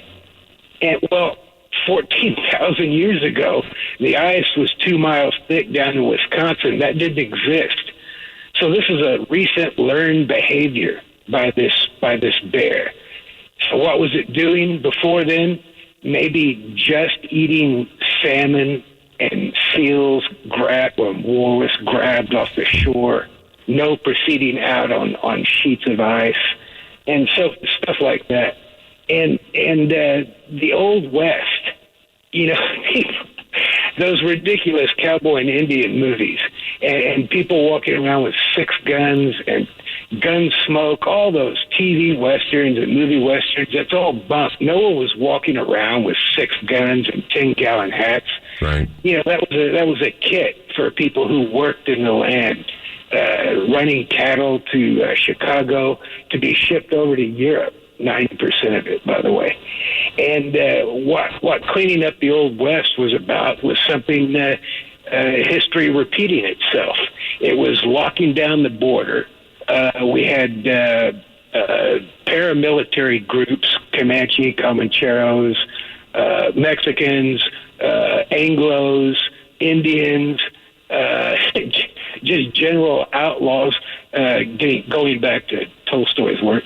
And we had the military patrolling the border for over half a century. Right. And we stopped that in 46, but that's just one small part of it. And going back to what is bothering people is the idea of hard borders or soft borders. What's bothering people is, am I going to be taxed? Am I going to be able to provide for my family? These are basic things that people care about.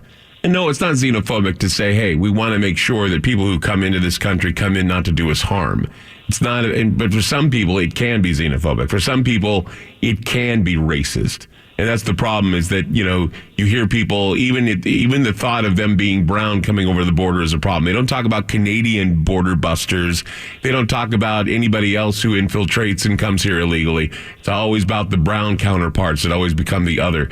And this is something that we need to examine, because all enemies that come in from outside the border are something to be considered. All of these people do play a role, and all of them do come in and wreak havoc on a country that they have a resentment for. And that's the thing that really bothers me, is that it's not all-inclusive. It's just a matter of, we don't want those aliens in here at all. Well, there are some that have been productive. There are some that have done great things. But I don't think we should be stupid in thinking that all of the people coming over the border are going to be good for us. Of course not. We invited millions of people into this country. The Statue of Liberty has nothing to do with immigration. It was just a site of a vetting center, where we set quotas from different countries, from the European countries, millions upon millions. When it was over, that was that. This has never been a come if you want. The Statue of Liberty is a symbol of self-governance, having nothing whatsoever to do with immigration. Give us those that yearn to be free, but give us those who are responsible, want to contribute to that freedom, and not try to desecrate or destroy it in any way. Not coming and saying they're going to set fire to our American flags in protest and still take advantage of all of the great things America gives. These are the things that we need to pay attention to, and I agree. Those are things that certainly are bones of contention in a lot of people's minds. Let's go to Paul quickly in Missouri. Hi, Paul. You're on Ground Zero. Hi, Clyde. Praying for you and your wife. Thank you. Pundits talked about the sleeping giant in this last election, that somehow it was awakened to elect Trump. The real sleeping giant really hasn't been awoken yet. And I'm afraid if something like you said earlier about France happens here, that it will be. I'm a retired cop and former Army intelligence analyst. Okay. And the truth of the matter is, there was a poll came out yesterday, I think, that talked about cities all over America unable to find people to join their police departments because of what the media has helped produce across the country and feelings against us. Cops and former military people are tired of being lied about and talked down to and called racists and all these other things. And they kept quiet and kept their peace. There was a line in the last Jack Reacher movie that was very true. He said 3 things cops never do. They don't buy Cadillacs. They don't use their own cars when they're on surveillance, and they don't vote Democrat. And the reason is not because of a political ideology, but because cops are cops because they love their communities and they love this country and they want to help people. There are always bad apples. There's always a racist you find here and there and different things. But if France happens here, and it's about to boil over here in California, I'm in L.A., over this last gas tax, people are just blown away that somehow we voted to keep that stupid thing. 25 cents, I think it's a liter in France, if they were going to raise the gas, that would be like 40 cents a gallon or something here. Yeah. That would almost double the price of gasoline in California, and we're already paying almost $4 a gallon. But they don't want to end there. You read all the other statistics. I mean, they want to keep increasing it over time, right? And they're going to keep pushing the increases up to the turn of the next century. And when the pundits talk about how to push whatever they're pushing to scare us in 2019, and to get it's not the conservative folks who sit at home who some would say rely on their God, guns, and whatever it was that President Obama said when he was running that got him in such trouble. Yeah. Those are the folks that are quiet. But that's the sleeping giant. And if France happens here, it's going to be ugly because it's not going to last very long because it's going to be bloody. Well, that's when we start talking about guns. That's the thing, is that when I was talking to Walter about guns, I said, now it's not the point to talk about it. But the truth is that the armed conflict is what is the elephant in the room that eventually will have to be addressed. Tonight, at first it wasn't, and now it gets into how will it be done, what will be done, and you're right. You know, with a militarized police force and an armed republic, you're going to have a big war. And everything that you said, you're exactly right about. And I appreciate the fact that you're trying to be a voice of reason and telling people to calm down and to cool their jets and all that stuff, because you're right about all that. And you're absolutely right that we've lost sight of the fact that we used to be able to have my dad's next door neighbor when I was growing up, his best friend. Dad was a Republican, and this guy was a Democrat, and he was on the city council. And they would argue about politics, this, that, and the other, but they were friends, and we argued together, and they never fought. Right. And we exchanged Christmas presents, and that guy's widow takes care of my mama living next door years after both of those guys have died and gone on. But that is what we've lost sight of. We need to draw. The nonsense of a civil war. Yeah. You were right about families taking sides. That's what happened in 1860. Mm-hmm. But the difference now is that it's not going to be a Mason-Dixon line and states fighting each other. It's going to be armed battles in the blue states, right, and in the big blue cities in the purple states. And it's not going to last very long, because the ones who are hooping and hollering and making a stink about it are the ones that don't have any guns. Well, see, I wish, Paul, we could draw from our national memory, but I don't think people remember that far back. I mean, we do agree that on Veterans Day we respect veterans. We do agree that on Thanksgiving we get together and we have turkey and the whole thing. And at Christmas we believe in being happy and treating people very well. At least I think we do. But this is all part of the national memory. Once we lose the national memory and our grasp on the reality that we're united is when we're screwed and when we die. And so, I agree, brother, and I'm afraid that what I was talking about, that sleeping giant, will be awakened, because if some kind of crazy thing like this coup they're talking about, or the president declares martial law, or whatever happens, and this thing happens, and it does blow up in the neighborhoods, the police aren't going to do what the government assumes the police are going to do. Well, that's what we have. That's what they had in Argentina. They had a fight between the police, and they had a fight between the National Guard, and they had a fight between the people. It turned to be a civil war. Paul, thanks for the call. We'll be back. FM News 101 KXL. Let's go to Eric quickly in California. Hi, Eric. You're on Ground Zero. Hey, how's it going, Clyde? Good. Real quick, I want to get into your comment about martial law. We're already under it. As far as the Emergency War Powers Act, I think Ron Paul fought that whole issue for a very long time, since I think the 70s. Rand took it on for a little bit. They also took on, of course, the issue of the Federal Reserve and more. Yeah. But I want to give you one specific example that happened after 9/11 into the lead up into the war in Iraq, where the Coast Guard, which is not a branch of military, it's a federal maritime police and regulatory agency, used administrative law to redefine who and what they are, and moved themselves into the new, and were involved in creating the Department of Homeland Security, and changed themselves through their own redefinition into a branch of military in Homeland Security that comes under the UCMJ, which is only supposed to be in Title 10 under DOD, under the Secretary of Defense, et cetera, and I'm trying to think of the Joint Chiefs, et cetera, to where it's all under civilian command, to where now the Coast Guard Commandant is a cabinet member to the President, and the Secretary of the Navy is not even that. Well, it's certainly very observant of you to point that out, because it certainly was something that I saw when 9/11 happened. It's some of the things that got me into hot water afterwards. And, of course, my show was on hiatus and left to local programming and to bar shows. So believe me, with you, brother. So what you said is exactly the way I felt at the time, and I thank you for being so observant. Thank you for being the last call tonight, Eric. I love you, man. Thank you. Peace out, man. Peace out. Take care. He's right. And I certainly believe that we can break through all this. Just remember to grasp that national memory of what it was to unite, because we really need the strength. Whether you're a Republican or Democrat or just a person who wants to do your part, it's time to wake up, not be so outraged and be a little bit more practical. Critical thinking is what is going to win. Good night.